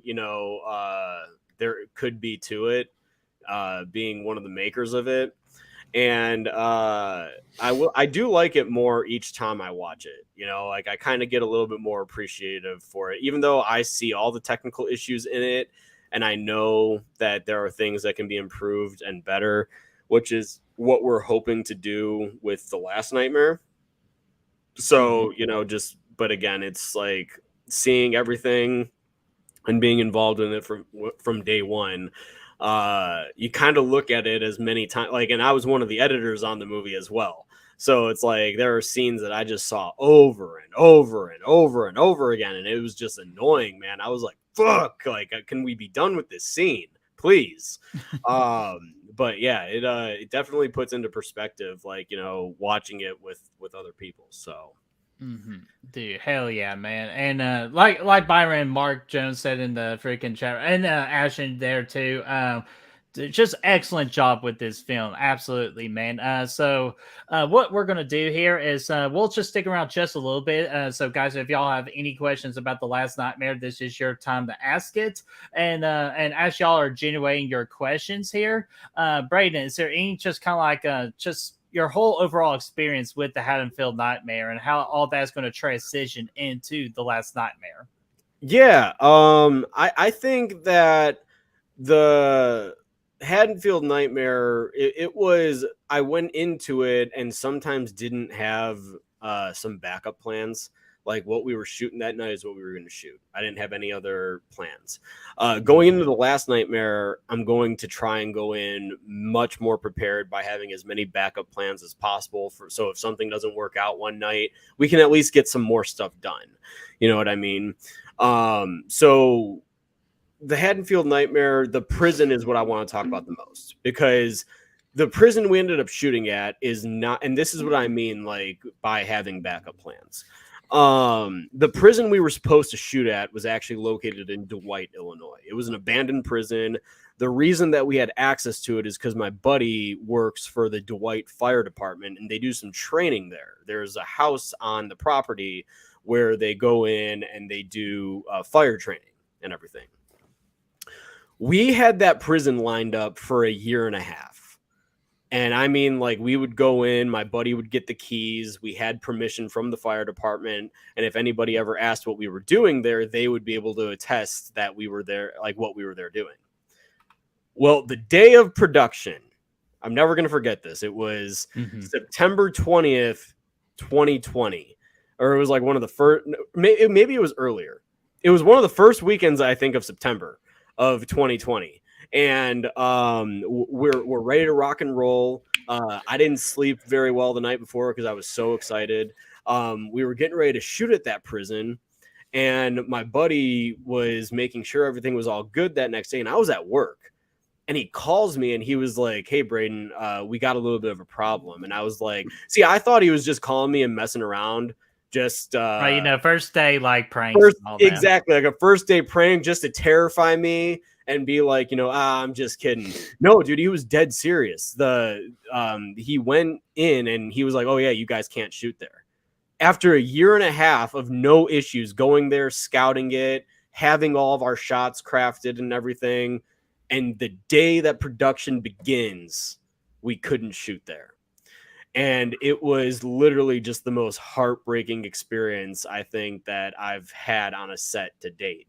And I'm like, figures. First day, we have it lined up. This location cost nothing, by the way. This was a free location. Like, we didn't have to use any no money. And so yeah, that was just such heartbreaking. And so what we did is we tried to shoot what we could. Unfortunately, everything that we shot that night was awful and didn't end up making the movie. But yeah, I mean, it was what a way to start production. Yeah, dude, no kidding. Luckily, so that weekend we really didn't get a whole lot done, honestly. And that was supposed to be weekend number 1. Now, luckily, weekend number 2, the weekend that followed that, was the office sequence between John and Lauren. That's at the school. So it was the school office scene. And that whole weekend went perfectly fine. So I mean, like that was a much better experience. And then after that, we didn't shoot again, I think, until November. So like, I mean, or no, until mid-October. I'm sorry. We didn't shoot again until like mid-October, and that was with Andre and Dwayne. And that was when we did Jen's death, the woman that dies in the house and everything.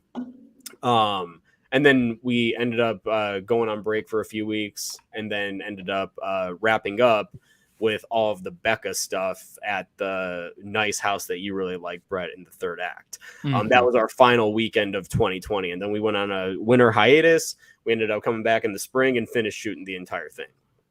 Hell yeah. So yeah, that was tough. And so how we ended up securing the prison is, dude, I was reaching out to every state prison that I knew because we needed a prison for the movie.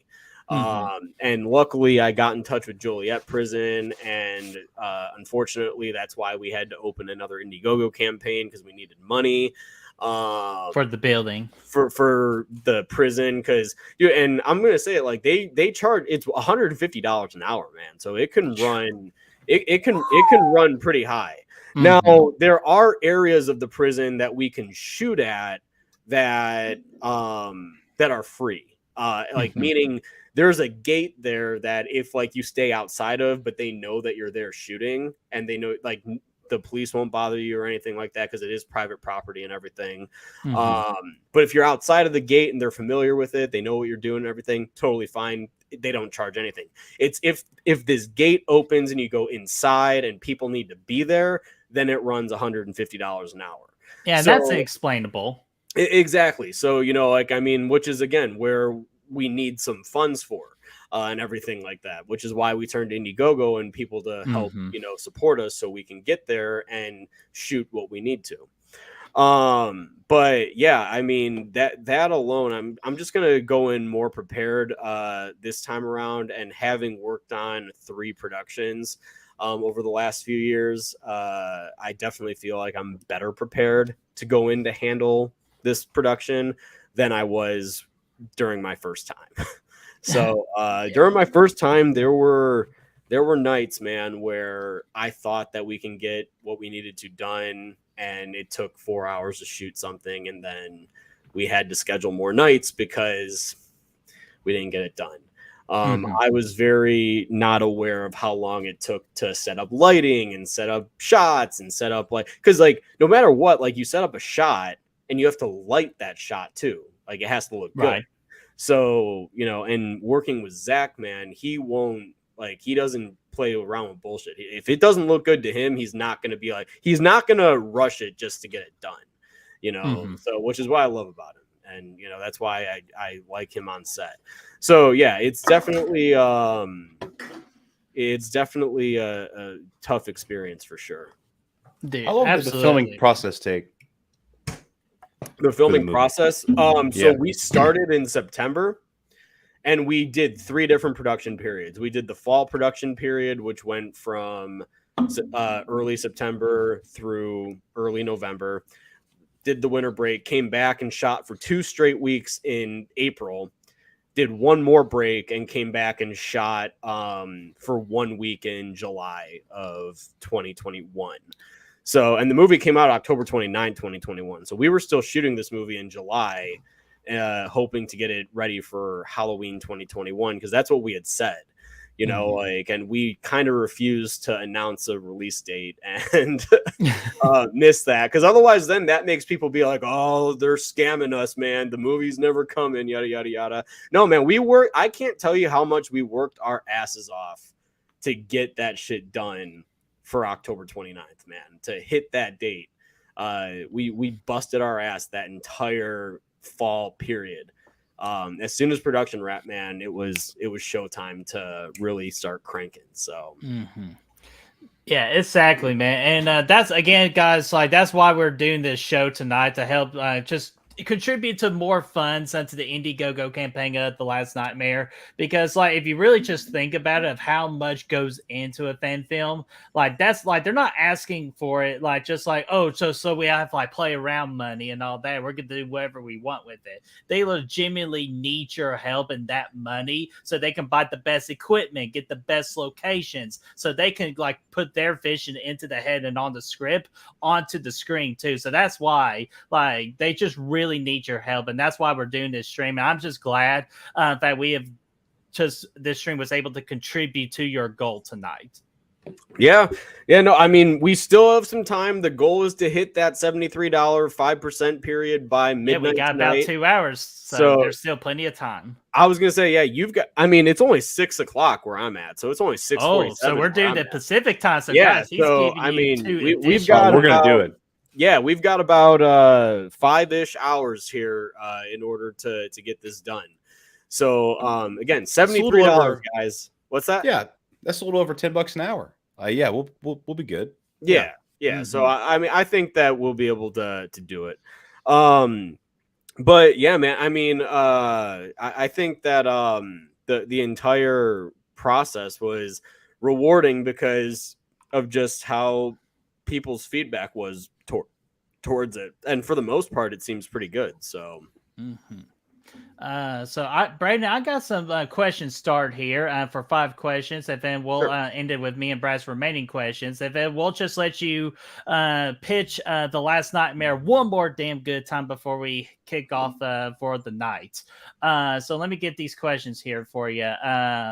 Byron asks, Howling H2O has one of the best intros with the files of Loomis. Will The Last Nightmare have any files of Loomis or Laurie? That's a great question. Without giving anything away, there is an evidence room that John and Laurie are in, and they actually encounter a character that I think fans are very, very much going to enjoy. So I mean, you guys can theorize all you guys want, but I think I already have a good guess already. Well, you could text I'm not going me to say it. anything. Yeah, I was going to say text me it and see. But there's an evidence room scene where we do figure out a little bit more about the history of like what Haddonfield did with all of Michael's documents and everything like that, which is why in the Haddonfield Nightmare, when they say that Michael hasn't made an appearance anywhere, it's because Haddonfield has kind of like hidden all the documents that they could. So there is some tampering with a scene like that, and it's definitely one of the biggest dialogue scenes of the movie, but it's definitely one that is sure, I think, to wipe a smile on a Halloween fan's face for a fact. So oh shit. And plus, like kind of like with Byron's question there, because I noticed in the movie too that John I had that room with all the newspaper articles like on the background, kind of like resembling that opening scene from Howling H2O with the opening credits, with all the news documents and all that. So at least you gave it a nod on that, but I am looking forward to seeing how you play more onto that with The Last Nightmare. Let's see here. Chaz, this is in regards to the Haddonfield. Well, actually, it could be for both because, again, you're trying to get back that prison to continue the continuity here. Where was the location of the prison at? So the location's in Joliet, Illinois. It's the old Joliet prison. If you look, they have a website and everything. In the fall, they do all of these like haunted, because it is haunted or claimed to be haunted. They do haunt tours there. So if you guys are ever in the Joliet area, man, you guys want to go see it, you guys can purchase tour tickets and everything. It's a really, really cool location. So I highly recommend going out to see it, and you'll be able to pinpoint the campus and some of the buildings that HN was shot in. So if you're a fan of the movie, go check it out and check out some of the locations. Hell yeah. Definitely I would like to go visit because Chicago is on my bucket list of traveling. But I don't want to go alone, so I'm trying to figure out somebody to come with me, or if you freaking want to meet me up there. I was going to say, if you want to go to Chicago, I'll meet you in Chicago for a weekend. Who better to give you the tour than Yes, sir. I'll be there too. Let's go. We're gonna drink up the town, dude. Brad, man, oh, that'd be a lot of fun. Dude, I concur. Brad, Write that down. You just made the list. Braden made the list. Russell, question here. Braden, how do you feel about the stop/start weekend shoot? I mean, you kind of got to do what you got to do, right? It's not ideal. It's better to show up and shoot a movie all in one go than do production periods. But you kind of got to do what works for everybody, right? So yeah, that's what we ended up doing, and it was annoying, but it ended up working. So again, it's not my favorite thing to do, but if it's something that we have to do, then I don't mind doing it, because again, as long as the film gets done, that's my biggest thing. Yeah, that's the end game. Exactly. The end goal is to get it done and to get people to see it and all that stuff. So yeah, that I don't mind it, but it's not ideal. I hope that answers your question, Russell. Yeah. And Russell, if you have another question, let us know too. I'm going to just circle back around here. Byron asking, Braden, how long did it take to shoot at the prison you went for the Haddonfield Nightmare? So it took us, we started shooting that in April. We were actually using it through July a little bit. And it was weird because when we shot there in April, the walls actually got kind of cold. And in July, oh, dude, it got so hot and humid in there, man. Like Pete, actually the scene where Pete's in his jacket and Michael steps in, that's from July. And he's actually sweating, man. That's not him just being nervous, being afraid. That's actually him because it's so damn hot and he has to wear that jacket with he has the long sleeve underneath as well. So it's yeah, dude, because it's supposed to be a fall night and it's supposed to be chilly. But yeah, in July, shit ain't chilly. It's it's high 90s, man. So, hot humidity. Yeah, I'm talking inside, man. I think it felt like it was 95 degrees, dude. It was smoking. But we had coolers, we had waters and stuff like that for everyone on set, and yeah, so we took care of them. Hell yeah. But yeah, so we were shooting. I think it took us total wise. I think it took us 10 nights at the prison to get everything done. So hey, man, and all that prison scenes that we saw for the Haddonfield Nightmare looked absolutely great, and I cannot wait to see what you do next with it for the Last Nightmare. And then we got another question from Chester saying, "Would there be any more cast announcements?" And Chester, think of me, you're taking one of my questions. Would there be any more cast announcements for the Last Nightmare? Great stream, guys. Appreciate it. Yeah, we are gonna be casting here. We're casting more roles starting in the fall, or once we see what our initial budget comes in at. What? Oh my God! Hold on. No, you're good, man. Just freaking oh, look at the puppy. Yeah, he just wanted to come on and say hi. That's all. So he was sitting here. He was sitting here, and he was looking at me on my bed and everything. And yeah, he's like, "When those assholes going to get off, and you can give me a belly rub?" No, exactly. He we made eye contact, and then he got up and started looking at me, and I was like, all right. I was like, you can come on up. No, so what do you call it? We will be making more casting announcements as the budget and everything like that comes in and all that stuff. So yeah, we have some more roles that we're going to be casting throughout the fall, and because I don't think we're going to be able to start this in the fall. My fall schedule kind of really got packed really quickly, and so we're probably not going to be able to start this until the spring. So. But it gives us a little bit more time to get everything ready. Hell yeah, for sure. And again, dadgummit, Chester stole that great question away from me. So I gotta think of a replacement question. Brad, did you have any other questions for Braden for the Last Nightmare? No. I mean, we talked about a lot of things, so I'm excited about it. I can't wait to see the movie. Obviously, it's gonna be some time. We gotta raise some money. You know, we got to get there. We got to make the movie and all that fun stuff. But it sounds like, from the sounds of things, it's going to be even better. It sounds like, obviously, you've got your feet wet in the filmmaking process. You made the first movie successfully. My Special Boy, Sally, all those things. So really excited to see how the end product turns out. So I think it's going to turn out really nicely. Stunt coordinators, dude, you know you made it big when you got stunt coordinators coming in. So that's really good too. No, yeah, man, and we're excited to pull off some of these stunts that we got in mind for The Last Nightmare. It's going to be a damn good time to get out there and reunite with everybody. And I know Peter's excited. The last time I talked to Kate, I know she's got a really busy summer right now. People do get busy around this time too. So, the last time I talked to her, she's really excited. Andre, I know, is stoked to be back as Officer Williams. So yeah, overall, man, it's going to be a ton of fun.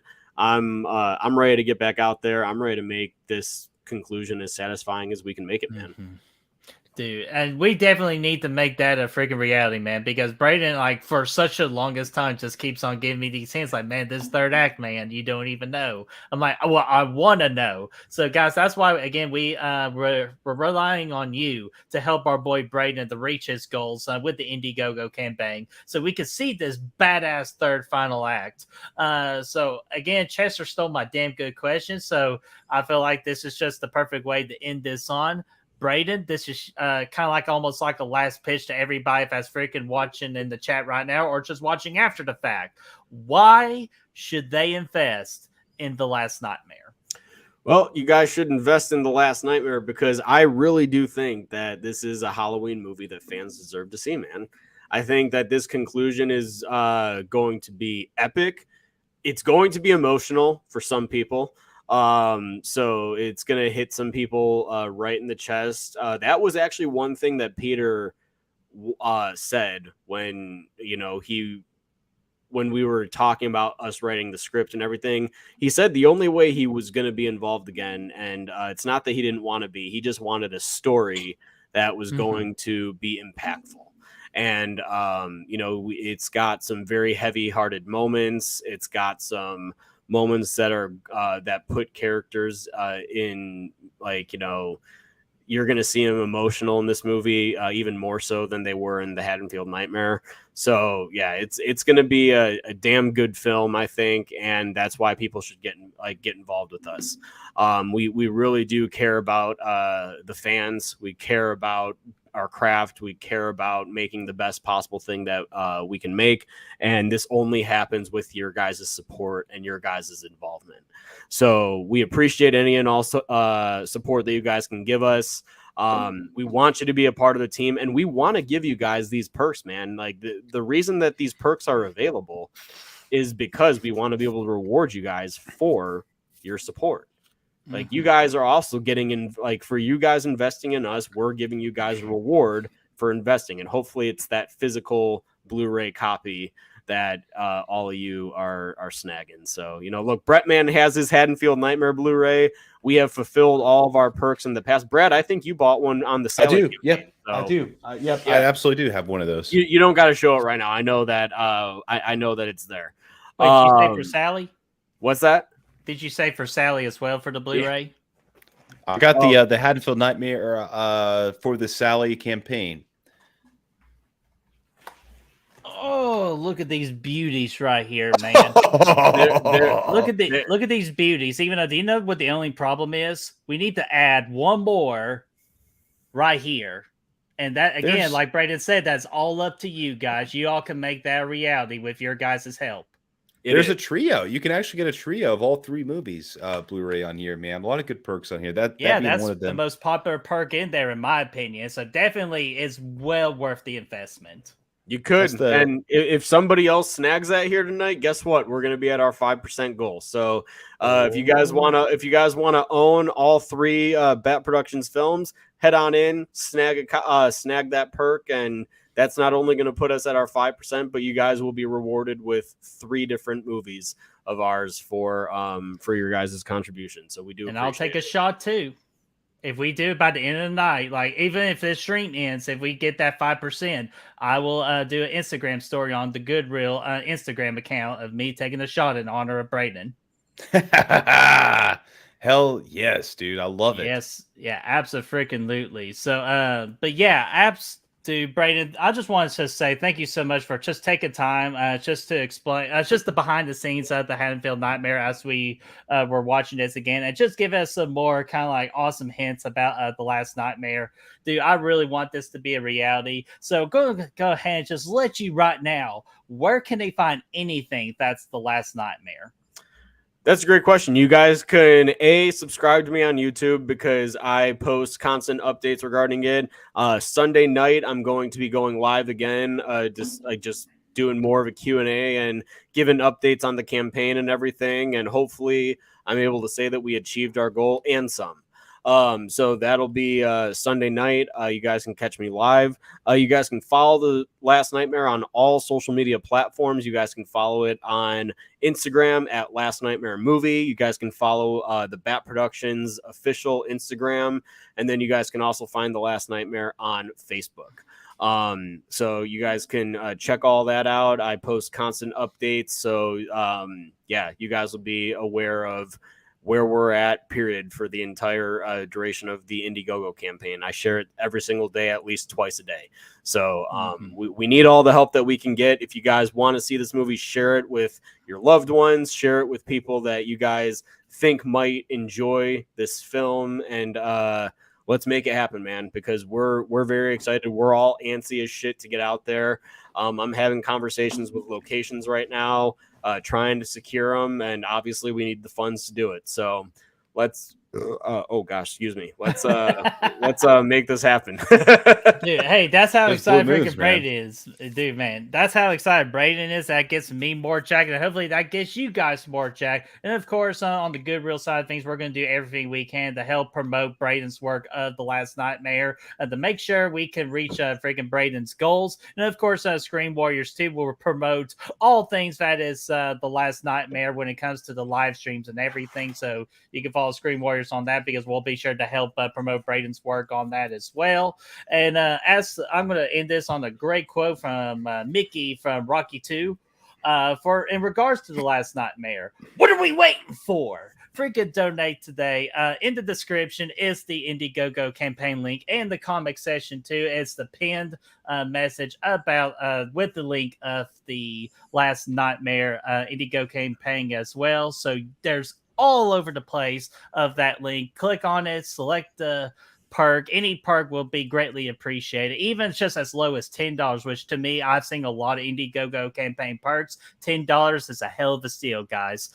So definitely, that's almost just sacrificing a Burger King meal, and we all hate Burger King, and $10 for The Last Nightmare is way better than Burger King. So, Brad, is there anything else you want just like to add before we close out for the night?